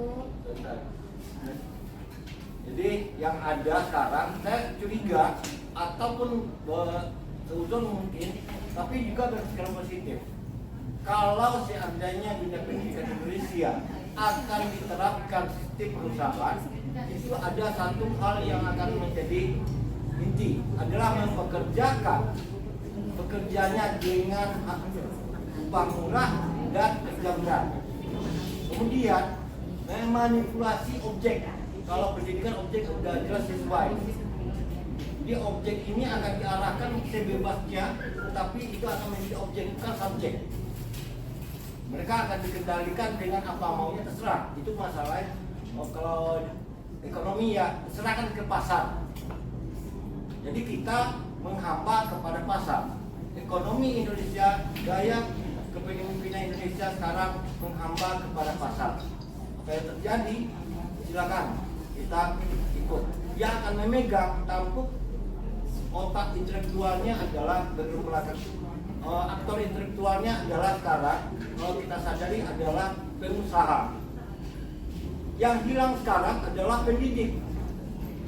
Tidak punya pedagogik, tidak punya PPDB proses apa dulu ya dengan pelajaran kita, pendidikan perkembangan anak itu ngajar. Jadi teori-teori BK sekarang akan punah dengan menghambat pada pasal. Baik, saya pendekkan lagi. Mungkin di kebijaksanaan yang kita bisa ambil, kasus itu akan kita turunkan dengan aturan. Kalau anak akan diizinkan, kita izin dulu pakai surat. Surat ACC orang tua. Kemudian surat dilimpahkan ke tiket dan tiket memberikan kepada guru atau di lokal. Hal ini akan berlaku sama. Karena medianya saja yang berbeda, tapi kebijakannya harus ada. Karena proses ini baru. Jadi kasus-kasus yang demikian mudah kalau kita punya jaringan yang sama dengan WhatsApp dan media sosial. Berarti intinya kita kembali ke aturan, tetapi sekali lagi kita tekankan adalah proses. Nah, kepada Bapak Ibu mungkin kita sama-sama dikonfirmasi secara pribadi juga, jangan pada saat berproses anak seperti ini, seperti yang disampaikan Ibu Kepsek tadi, tidak ada salahnya kita mengakui kekhilafan kalau seandainya itu emang sudah menjadi aturan. Gitu. Jadi nanti jangan disalahkan anak. Dia udah jelas-jelas kita yang lupa buka WhatsApp. Kita yang tidak lihat WhatsApp mungkin karena kesibukan pada saat itu. Jadi mungkin sesuai dengan solusi yang diberikan Ibu Kepsek tadi, akui sebagai seorang pendidik, kita mengakui kalau kita hilaf dan meluruskannya kepada anak. Tidak pula jangan sampai menghakimi anak dengan membentaknya. Peraturannya seperti ini, kamu harus pakai WhatsApp-nya. Jadi intinya kita kembali lagi kepada aturan yang ada. Nah, salah satunya tadi adalah dengan keyakinan kelas. Jadi mungkin ini para wali kelas juga mungkin kita bikin keyakinan kelas mungkin dalam masalah absensi, izinnya kemana dulu? Izinnya ke WhatsApp pribadi kah atau ke WhatsApp grup kah dengan anak? Jadi kalau udah konsekuensi itu diyakini sama anak, maka mudah-mudahan tidak ada kesalahan yang terjadi. Oke, Bu Yuni mungkin ada pertanyaan? Saya ini nggak tahu peraturan ini apa sudah baku, udah berani di buku baru di sini belum tahu. Cuman saya yang tahunya dulu karena baru-baru pakai berlaku WAHB ini, anak kita bolehkan minta izin lewat WA group karena ada grupnya sana walas. Ternyata setelah berjalan sekian bulan, kedapatan anak bohong. Dia minta izin, ternyata dari rumah dia berangkat, tapi tidak sampai ke sekolah, terpanggillah orang tuanya. Kemudian berdering pula bahwa sekarang tidak, kalau saya karena kalau begitu prosesnya tidak diterima lagi WA lewat grup, cuma WA dari komite. Jadi saya bilang, lagi saya kalau memang komite yang telah WA mau betul apa enggak, masa bodoh enggak gue pikirin. Yang penting udah orang tuanya yang minta izin. Tapi kalau mau kita kejelasan lagi, silah kepada orang tuanya. Membuat anak menjadi nyaman dengan membuat keyakinan kelas. Mungkin di kelas Bu Yuni, keyakinan kelasnya seperti itu. Sudah dibicarakan sama orang tua juga komitenya, sudah dibicarakan sama anak juga. Jadi keyakinan kelasnya seperti itu. Kalau seandainya terjadi sama kasus anak Bu Yuni yang seperti ini, itu tentu ada kebijakan yang bisa Bu Yuni lakukan. Nah, tapi yakinlah bahwa masing-masing kelas mempunyai keyakinan kelas yang berbeda. Sekarang kalau seandainya solusi yang Ibu Yuni sampaikan tadi, bagaimana kalau seandainya ini kita bakukan? Kalau bagus, kalau bagus kita bakukan. Ini di luar batas kemampuan kami, Bapak Ibu Yuni yang di depan untuk menjawabnya. Ini mungkin lebih ke keyakinan sekolah. Itu jadinya lagi. Pertanyaan satu. Baik, paparan bangsa yang belum saya dengar, kapasitas struktural di sekolah terkait dengan kegiatan kurikulum merdeka belajar dan guru penggerak, gerakan guru cantik. Kalau kita balik, guru penggerak dan gerakan guru akan terjadi. Dia ada dua. Hukum di dunia ini ada surga dan neraka ini. Kalau terjadi guru penggerak bagus melaksanakan pelopornya, ini akan baik. Tapi kalau terjadi gerakan guru yang menantang kebijakan baru, ini akan menjadi hancur, peperangan. Jadi, menurut saya, hemat saya, di dalam kegiatan PBM itu yang memegang tampuk komando adalah Wakakurikulum. Semuanya harus ya Bu. Apresiasi dari Bapak Ibu yang sangat bersemangat di pagi hari ini. Bapak Ibu bikin sebelum kami tutup, boleh Bapak kunci Bapak Ibu? Boleh. Jalan-jalan ke pasar beli perak. Cakep. Cakepnya mana Bapak Ibu? Cakep.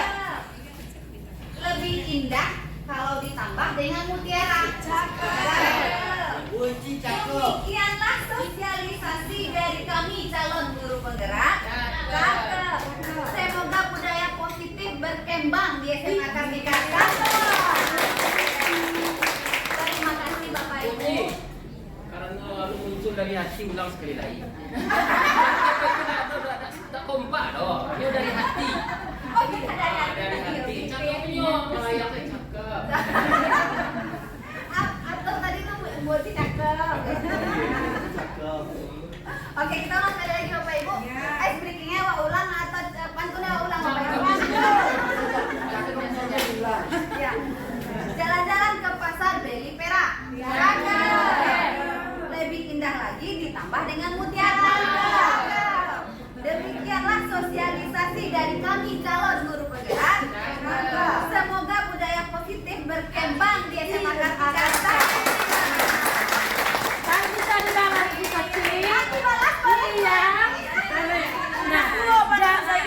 Jalan-jalan ke pasar beli perak. Jangan lupa beli tomat. Terima kasih ilmunya guru penggerak. Semoga bermanfaat.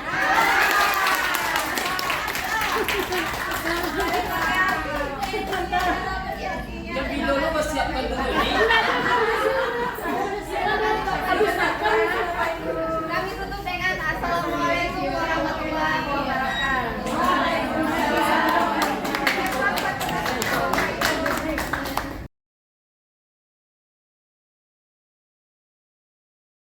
Assalamualaikum warahmatullahi wabarakatuh. Perkenalkan, nama saya Erwita SPD, guru mata pelajaran Bahasa Inggris di SMA Kartika 15 Padang. Di sini saya akan memberikan apresiasi mengenai budaya positif yang dipresentasikan oleh Ibu Yosmadeti, calon guru penggerak angkatan 7. Kami sangat terbantu sekali dengan presentasi budaya positif tersebut. Insya Allah akan kami terapkan di lingkungan belajar demi terwujudnya profil pelajar Pancasila. Terima kasih. Assalamualaikum warahmatullahi wabarakatuh.